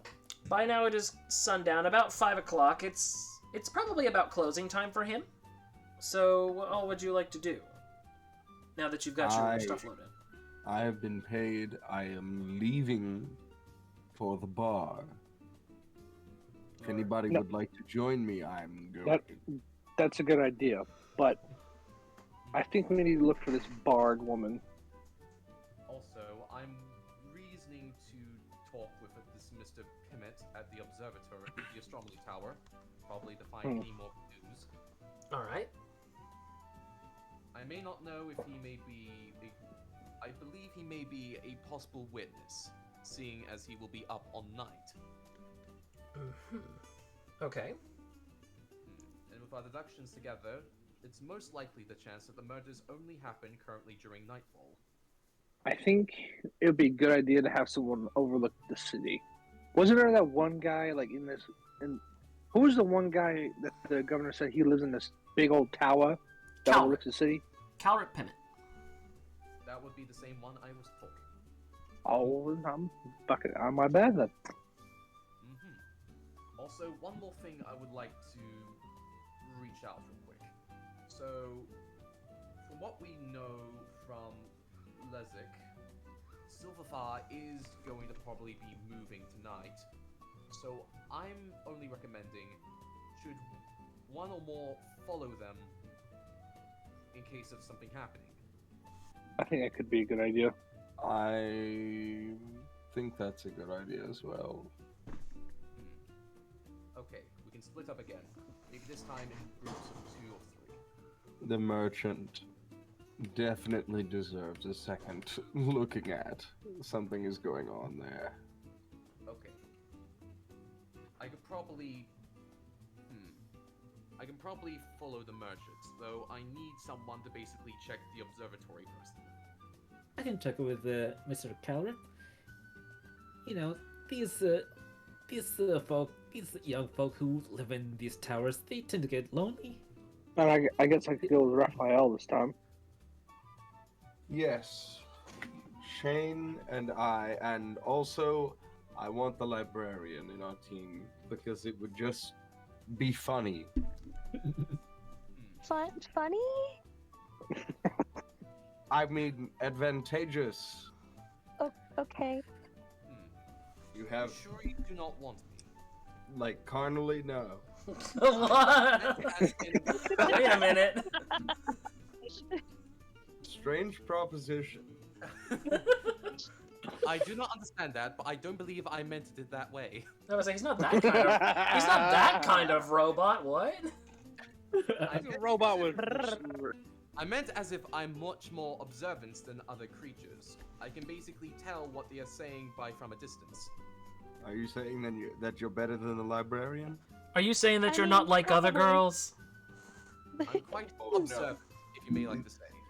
Absolutely not. No, I have an observant feat. We need diversity in this team. Why do we need diversity in an investigation about murder? What's more diverse, a robot What are you saying? or a You don't girl? want diversity? This robot hates diversity, everybody. What's more diverse, a robot or a girl? I don't know what I am capable of, but hate Robot. is not one of them. Are you masculine presenting or not? What is masculine? I am a machine.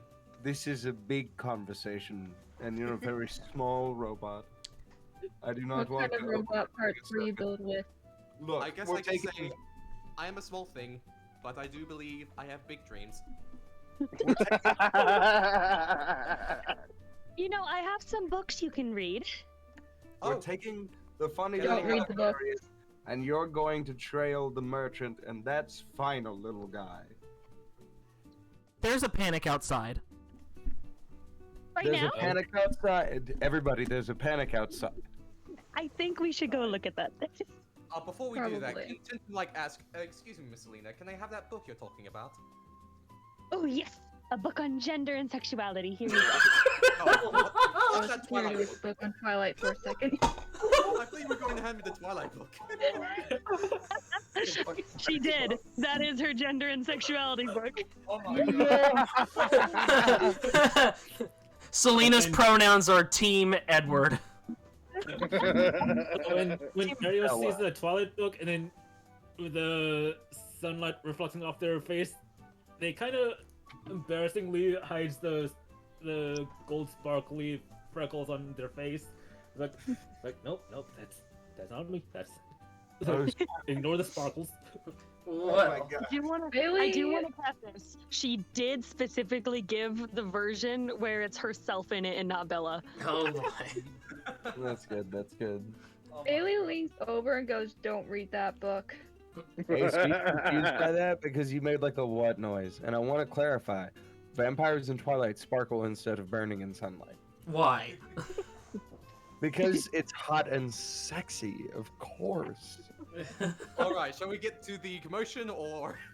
Oh yeah. Yeah, I would investigate that panic if I were you, because as you That's exit, about Robert Pattinson.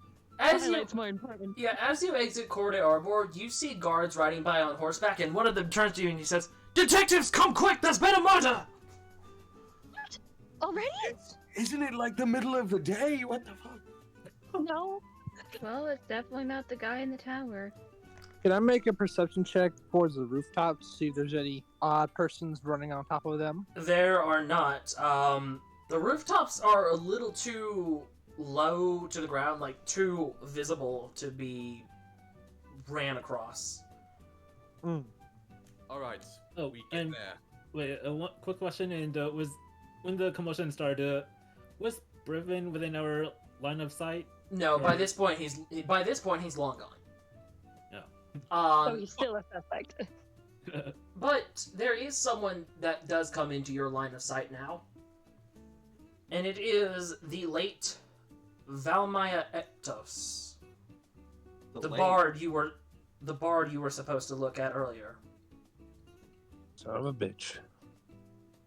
Oh, When Of you- course he popped. When you arrive through the scene What and do we push see? through the crowd, you are led down an alleyway, and there in the shadows, behind a large pallet of boxes, you find the body of Valmaya Ektos. Oh, she dead. Heart missing from her chest, face affixed in fear. Can I? Okay, Oh well, my she God. definitely didn't do it. Can I I think I'm take out gonna a Can Tintin take out a little magnifying glass and just like inspect the body real quick? Investigation check, please. Okay. I go help the guardsmen to back up the crowd. All right, back up, everybody. Back up. As a heads up, I'm also going to do a bit of a small bit. All right. Investigation +4. All right. Let's see if we can do this. That's 4 equals 22. Ooh. Damn.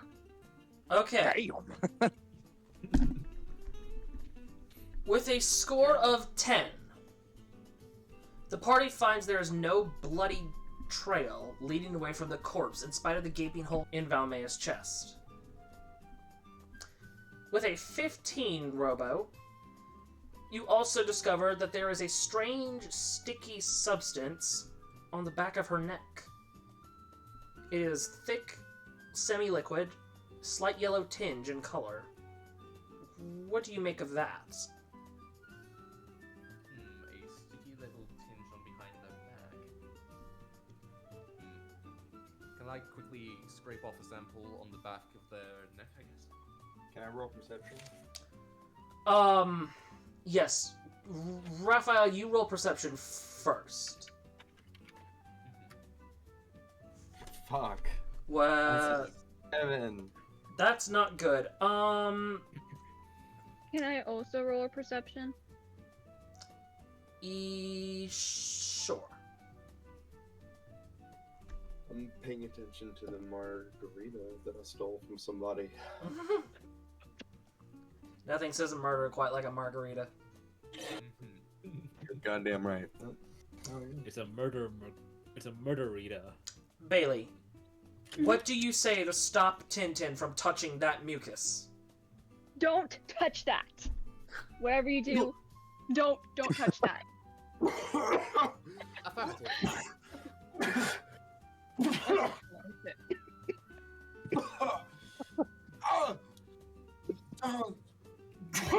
Don't touch it. What do is that. it? Say it. I can't fucking talk right now. Just say it. Bailee, you recognize that is the same substance as the jar of carrion crawler mucus that you saw Oh no. in the cart earlier. I knew it. I knew it. I knew it. I knew it. I knew it. I knew it. I knew it. I knew it. Oh, holy shit.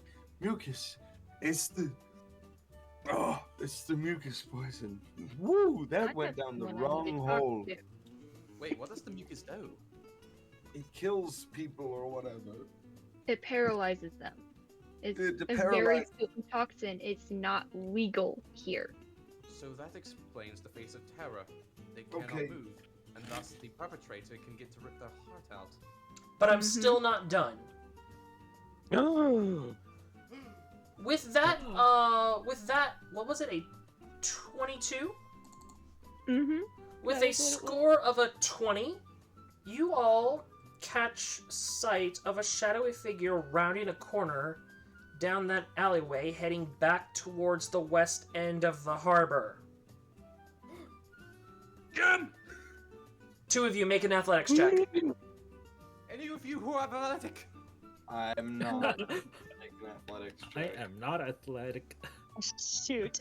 I got a -1 in that partner. 18 DM? I'm acrobatic. I think I don't have proficiency in athletics, but Somebody Good. make one, it doesn't matter. That's I'll an make 18. one. Save us! Tempo, save us! Do I still add that +4? Come Yes. on, That now. one. Yeah, you add your strength to your athletics. Sweet. Come on, random murder girl. Well, Okay. No, that's Lindsay. Oh, yeah. Bailee got hers in first, so that's the one that counts. So, Raphael, amidst your drunken stupor, as soon as you see this shadow, the margarita be damned. You toss that joker over your shoulder, and you run ahead, and Bailee falls in behind you. You chase this figure down the alleyway, and when you tackle this person to the ground, Oh, this is indeed Medgwin Silverfar. I want to punch them in the face. Motherfucker. Give me a strength check to see what this Please does. don't kill. Just say non-lethally. We don't want to kill them. Unlethally, yeah, yeah, I was wondering whether or not I had to clarify that. That's an 8. You just like do a slight slap. Yeah, I'm about to say it's just like a little bunk on the head. But you've got Medgwin pinned. And when you look over on her, you see that she is wearing very thick leather gloves. You both remember that carrion crawler mucus cannot be touched by normal hands. No, gloves. I have yellow rubber kitchen gloves on myself, as I clarified earlier. I am pinning her down with my kitchen gloves, like on her wrists, like down to the ground. Mm-hmm. You lied. No, I didn't lie. Please let me explain. Yourself. Explain yourself. Please, I heard all the commotion. I came to see what was wrong. When I saw that murder happen, I got nauseous. I had to go. I was going to Was You throw have the up. toxin and you have gloves on. No, I was working with the carrion crawler mucus earlier, but I promise you this isn't my murder. Inside check. Can the rest of us like catch up to them now? If someone else wants to bring the guards, they can. All right. Since 16. it's going to basically lead the guards while the rest of the party is like with them. Interesting. That's a 16. Do I want this to meet? Let's see. Well, yeah, I mean, it's going to meet either way, but I guess what I mean to say is, do I want this to meet succeed or meet fail? Succeed. Fingers crossed. You still think she's lying. You are fooled for a brief second, but with everything that you've seen, you are very, very shaken up, Raphael. You don't believe her at all. That's shaking you up quite a bit after what you've just seen. You really don't believe her. 4? 4. We have 1 point left of stress. You're getting up there. So, how is our favorite little ball of stress going to react to this? I'm gonna put my knee on her chest, Okay. and I'm going to try to rifle through her pockets Mm-hmm. and see if she has anything incriminating on her.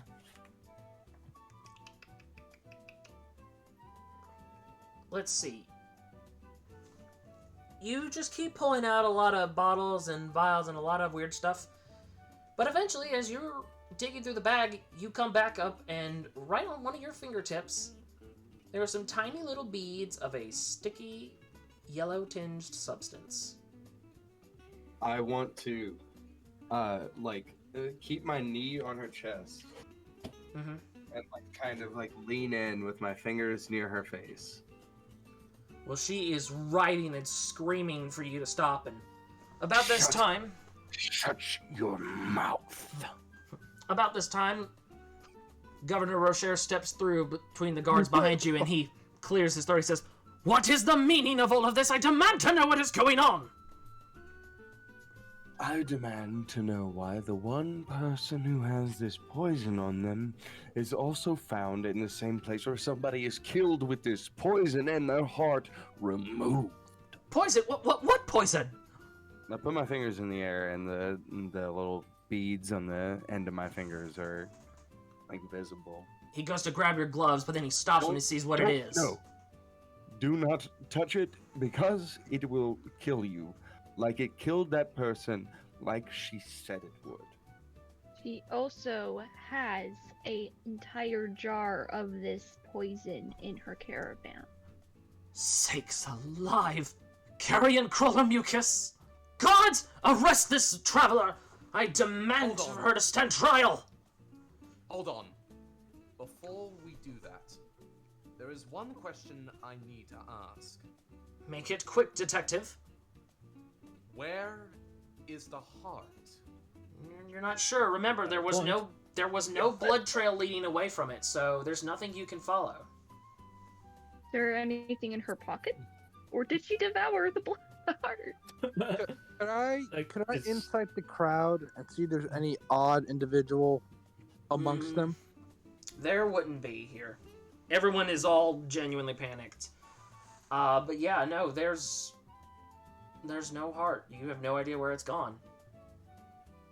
I feel this mystery is far from over. Again, a little bit. Why? Well, whatever the case, we're taking her in until further notice. If what she has to say is true, then she has nothing to fear. But until then, she will be standing trial for possession of carrion crawler mucus. Take her away, guards! And they load her up into a wagon and they cart her away. Don't understand why she did it. Neither do I. We used to be very wary of traveling merchants, and now I'm beginning to see why we once were. With the heart being missing, I still believe we don't have the entire story. I don't believe, if she is one of them, that she was working alone. Right. She needs to be questioned. Perhaps you're right. Well, we'll do the questioning. If you think there's someone else, you are more than welcome to stay and try and figure out who it is. Are you sure your guards will be reliable when questioning her quite efficiency? Believe me, I am very sure. Can I roll insight on that? Sure. When he says that line, I am sure, can I tell if that's a lie? Yeah. He is not lying. And there's no sense of malice either. He seems very genuine. Very well. I'll let you make you leave, Governor. Right. Well, all of you get some rest. I'm very proud of the work you've put in, but if you think there is more to this story, you are more than welcome to continue to investigate. Good work, detectives. And he turns and he leaves. Now then, let's fast forward just a little bit to later that night, shall we? Wonderful. Yes.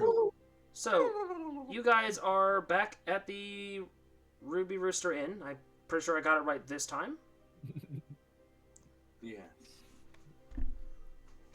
What do you guys make of all the events that have happened today?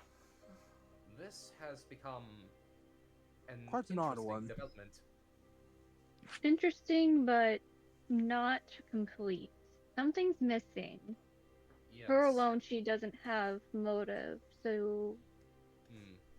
You're right about that. You are right about that. There is something missing, and I don't just mean about the missing heart. She's also been known to lie. Do you think she is trying to protect someone? Protect or deceive. I think it might have something to do with the ruby knife. You saw how he was when we interrogated him. Deflective. Yes. But when he was talking about the blood on the bag, I couldn't... He told it was truth that it was his blood on the bag, but why it was there in the first place, I do not know. It wasn't a full batch of blood, it was merely droplets. There was no blood from the heart. There's a lot of very specific things going on. No blood from the heart, no trail means it would have had to been taken very carefully and would have had to been stored in somewhere that wouldn't leak. Unless it got eaten. But how quick can you necessarily eat a heart exactly? Eat a raw heart? Down. Was magic involved? Was it displaced with magic? That could be... That could be true. If this is the terms of a serial killer we're facing with, then do they want their murders to be displayed? Are they seeking recognition? Yeah. As they said, the murders only happened outside of town during 3 months, and it only recently happened inside 1 month in. The second margarita that I got isn't as good as the first one that I threw away, and I feel kind of regretful about that. Question, sir. Yeah. Does consuming of liquids and necrotics help you with your investigative abilities? Robot, you ask a lot of questions. Well, I am a detective. That's true. Yes, it does sort of help me deal with the workload of my investigative abilities. But it's more to assuage other things. But we don't need to talk about that right now. There's explosions and stuff afoot. Understandable. I do not know how to register stress myself. I guess it's something I probably may eventually learn from the job. Honestly, I plan, as long as the rest of the evening goes well, to completely reset my stress levels by like mid-morning, because I am going to get unrealistically fucked up this evening when we get back. Like I'm blacking this out hardcore. Very well. Well, I wish to make one suggestion before we all turn in for the night. What would that be?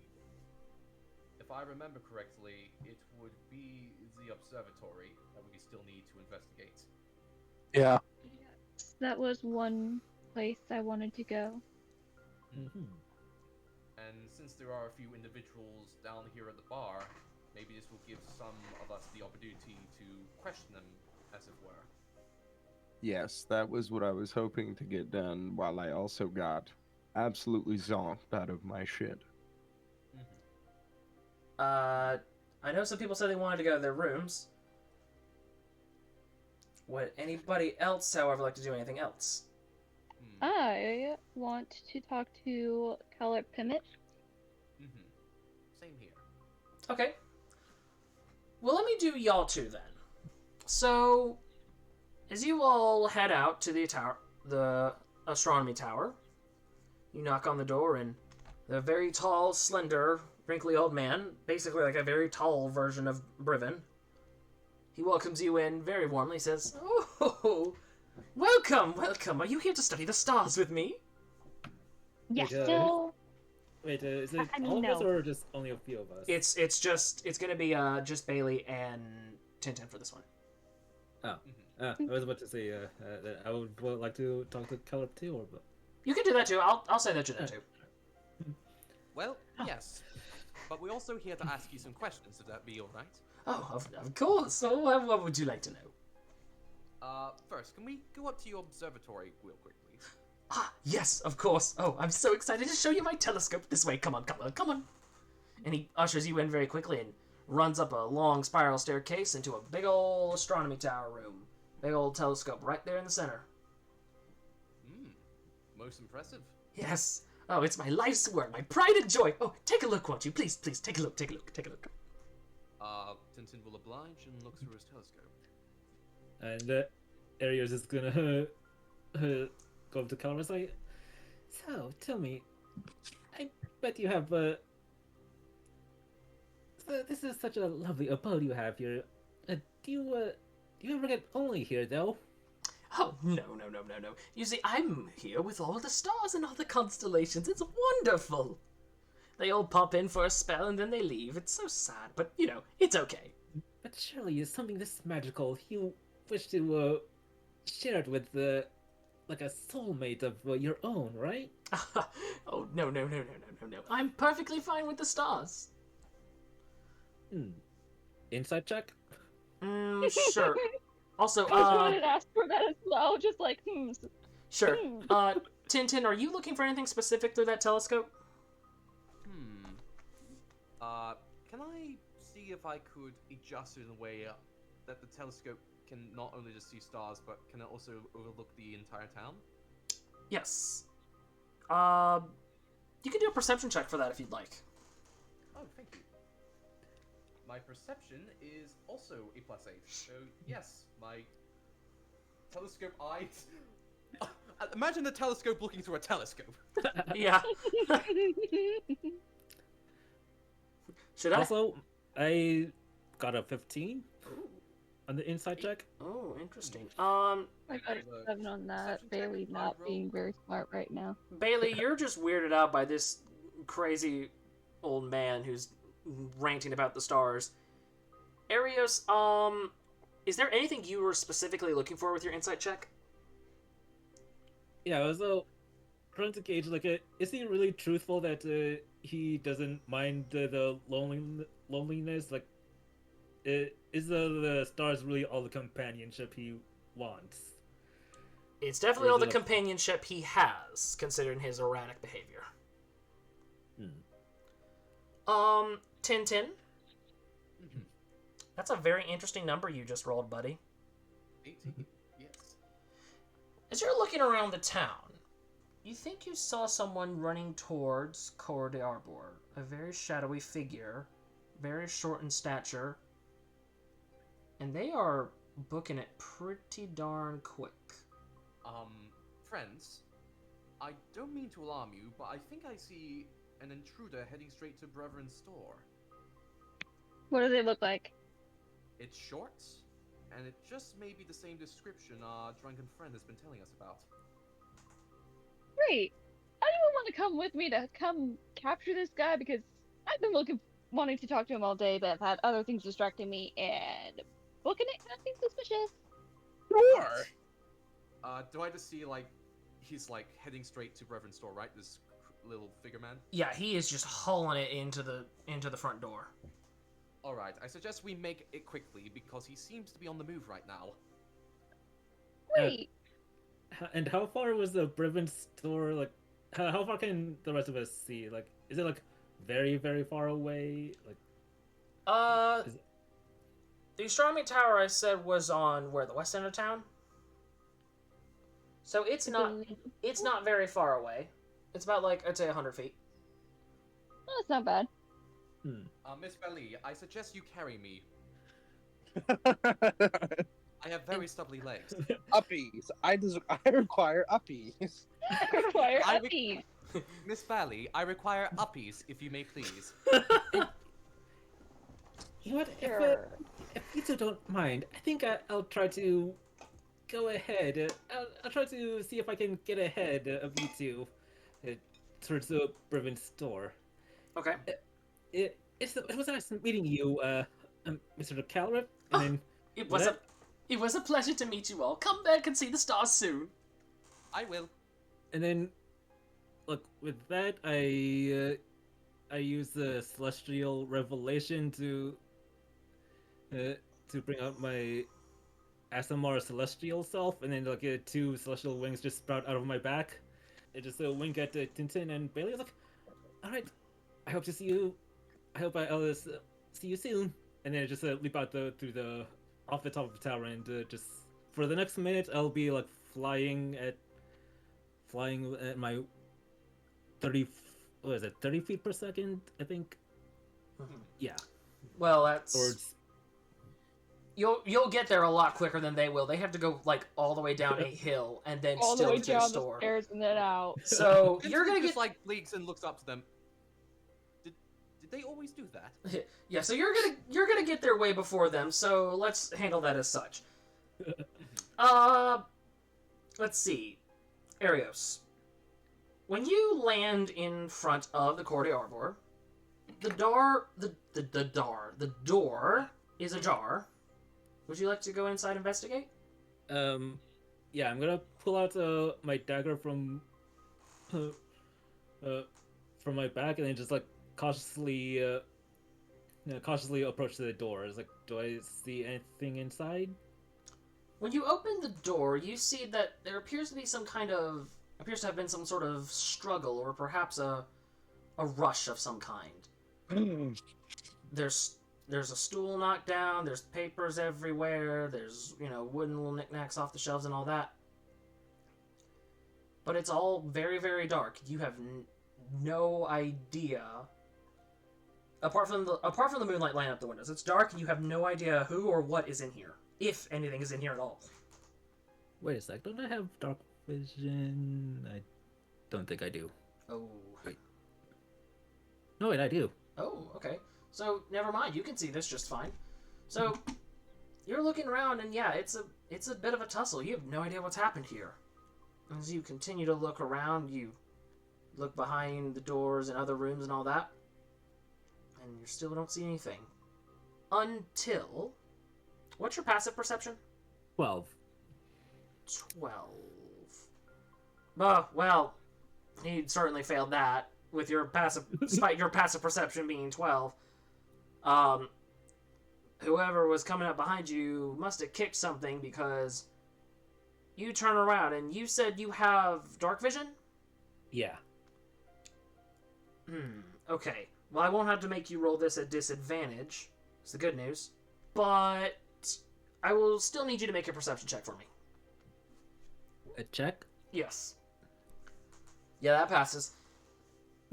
When you turn around, when you heard that sound, you are very, very horrified to see a gloved hand raising up and trying to slam down on what would have been the back of your neck. You get out of the way just in time, and into the moonlight stumbles Brevin Yedmak. The widow! Nope, I knew it. He doesn't waste any time. He rips off that glove and he slings it at you anyway.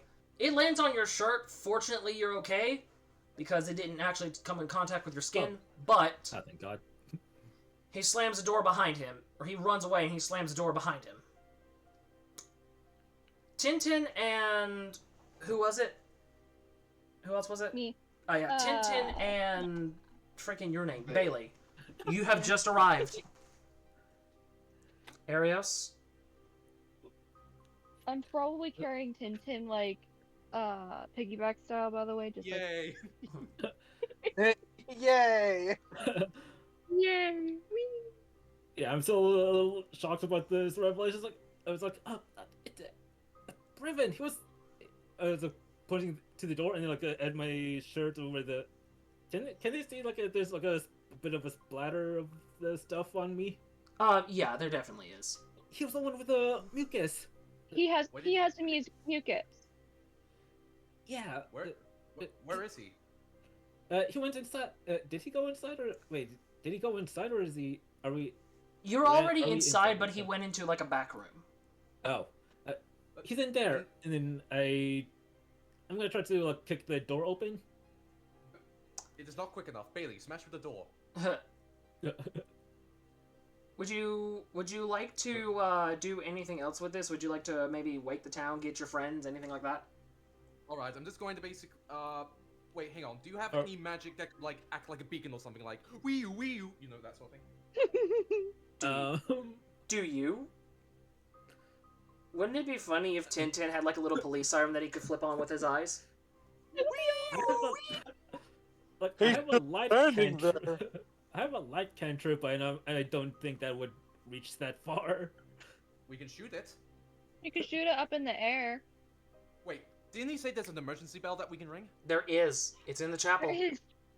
Wait, how far is the chapel? It's pretty far away walking, but you have wings, If you right? can still fly. If you can still fly, get Wait, there. how long has it been? How long has it been since I went from the tower to here? Probably not even a minute. Why? Okay, so wait, so I might still have like maybe a few more seconds of flight left. Maybe I can see how far I can get to the chapel. I'll let you in on a secret. I'm not keeping up with this. Go nuts. All right, I'm fine. Erios, get the town hall in time. Me and Bailee here will follow him down. All right, got it. And then Yes. I fly towards what am I going for? The bell tower. Yep, you're going for the bell tower in one of the chapels. All right. Or in the chapel, I guess I should say. Alright, Bailee, you just see, like, Tim, like, basically take out his bag, right, shuffling through it, and you see him, like, he takes out this, like, big shiv blade, is, like, prepping himself for battle. I'm gonna need to use you like a flashlight because I can't see in the dark. Understandable. Now, if you would kindly. I'm gonna try to break down this door. As you're breaking down the door, the sound of a bell rings out across the town. Shane, Raphael, and Selena, Oh, wake up. Raphael's laying in the hallway. But I need to roll like an athletics check for that, or just a normal. To Yeah, break it down doesn't matter. to break down the door, roll strength. Okay, so strength just normal +4. Bailee, smash! Is anybody else hear that? 420. I think that was the emergency alarm. The emergency what? Get up! the emergency alarm. We gotta go. The emergency alarm? Yeah. Go! That's What? what we just said. What? I think I said it first. Anyways, let's go.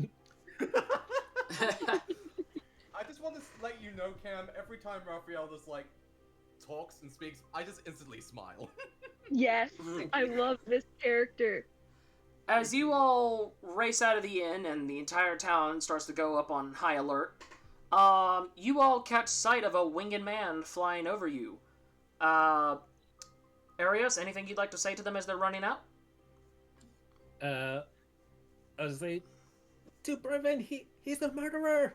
Maybe. Who? Oh, I almost shot him with my crossbow.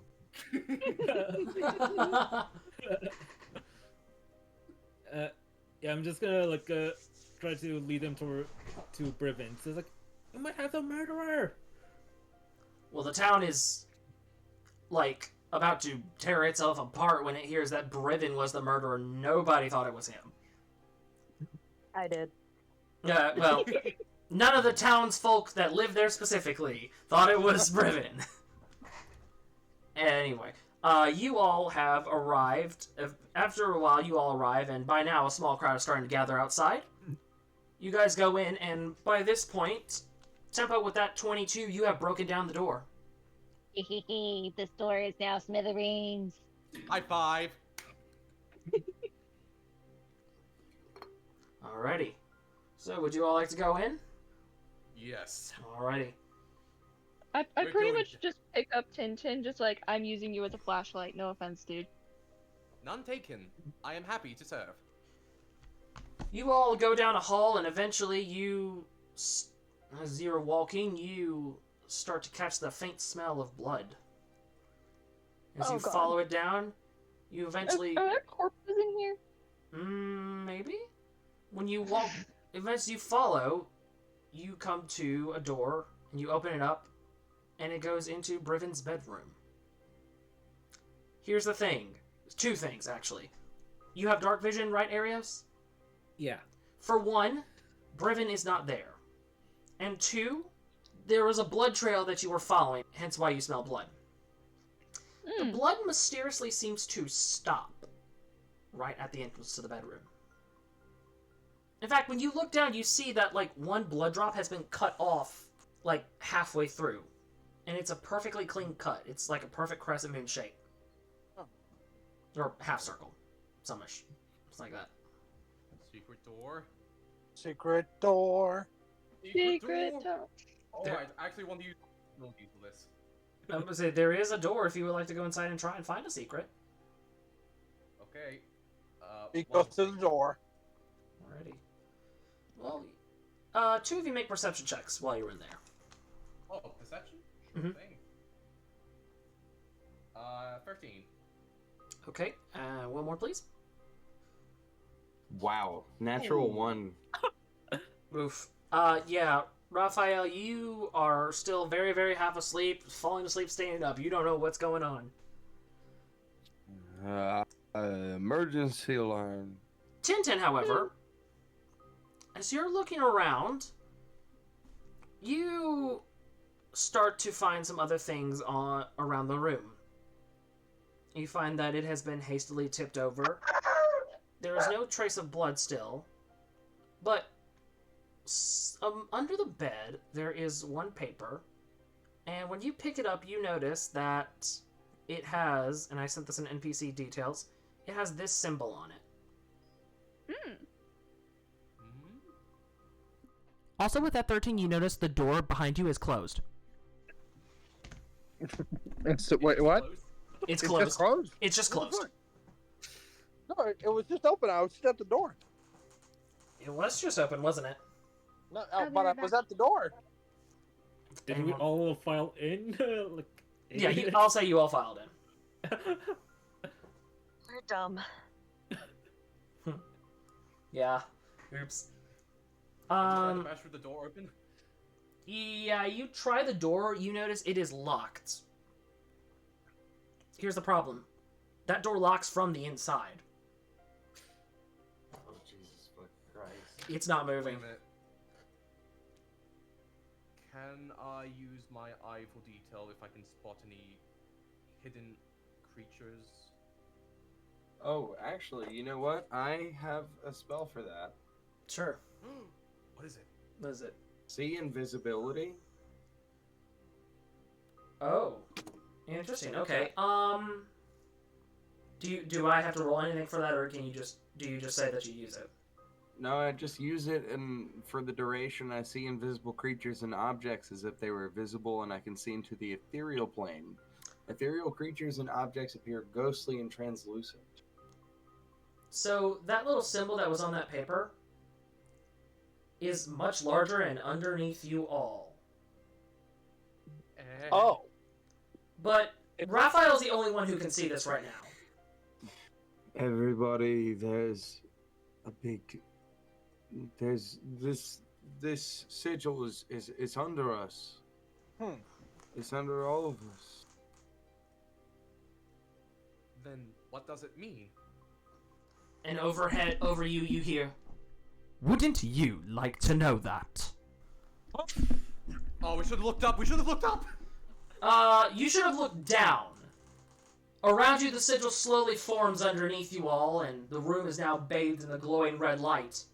You all can no longer leave the parameters of that spell circle, and the circles around the eye rapidly start to spin, before you are engulfed in a bright red light.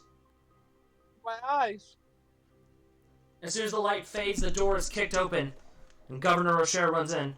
"What is going on? Who rung that bell?" Detectives? Are you sure they ran in here? Where have they gone? Yeah, you all are gone. You're no longer in that bedroom. All of you make a or a Constitution. Would that be a Constitution check or save? I imagine it would be saving throw if it's something big. Sure. All of you make a Constitution saving throw. Okay, I got +2. What's my constitution? 15. We all die here. Just want to say it's been an honor. Yeah. I did bring the Dungeon Master giveth and the Dungeon Master taketh away mug specifically for this. Oh, it's 0. Fucking hooray! Wait, someone got a 0? No, that's my ads. Like, that's my bonus. Oh. Hey, I have a -1 for my constitution, so at least you're better than me. I rolled an 11. Let's see what happens. A 3, baby. Jesus, that's just getting worse and worse. So. Is Tempo back? Is Tempo back? I think. Back. Oh yeah, there she is. Hey! Make that roll in a second. I'm sorry, I was not paying attention to mute chat at all. I have been watching the roll log. Alright. Oh wow! 20! Natural 20. Bailee. You are the only one who is awake right now. Everybody else is seemingly out of it. Tired? Yeah, you how would you like to wake them all up? I'm probably just going to start picking up bodies and flopping them on top of other bodies.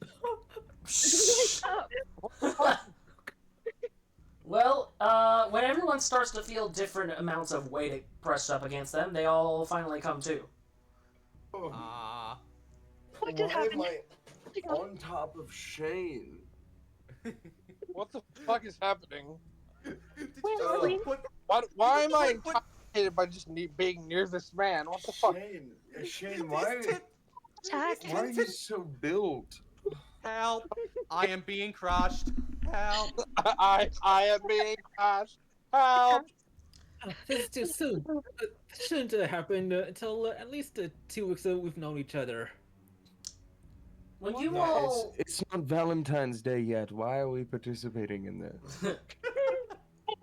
I think I'm having a panic attack. Well, the good news is you're all alive. Here's the bad news. When you all look around, you notice you are no longer where you were. In fact, you're not even sure where you are at all. When you look around, you are in what appears to be a mine shaft or a cave of some kind. Smooth cave walls, a gray dirt floor, and the ceiling seems to go on forever and ever. Wherever that circle sent you is not in Rockrose. Bailee just kind of looks around. She's like, remind me again why we all went into Satan's closet. Are we dead? Is this the afterlife? Yes, we're dead. No, I'm kidding. I think we're dead. Oh my god! For Oh real. my god! I knew I it. don't know. If I am dead, I don't think I would see all this. This doesn't look like a closet, though. Looks like a cave system. Well, I don't think we're dead because I don't think I'd be here with all you guys. Honestly, I think I'd be in a worse level in hell. You're just You enjoying robots? the party, aren't you? Hands of a vampire. I'm now having a existential crisis. Do machines have a heaven? Or do machines go to hell? Do I go either? Or do I just no longer exist? No, you got I- purgatory. I am just the right amount of fucked up for this. Do I go to either? I didn't expect to see Shane and the librarian here, though. Well, we're gonna die now, everybody. I'll see you all in therapy. Are you sure? Hey, did you guys know that the spell or whatever that was also brought my margarita with me? That's pretty cool. He's a pocket margarita. I might be more inclined to let someone know with an investigation check. Okay. Ooh, yes, yes, yes. Oh, do you want to do an investigation, Tempo? Ye- I was Okay, actually do going it. to ask, but I had to mute because I needed to grab a fork for my dinner. Alright, investigate, go! Yes. Let's see if you can make sense of where you've suddenly landed. That's a nope. We're dead! I was awake, but had no clue. I got 5 words for you, Tempo. wouldn't you like to know?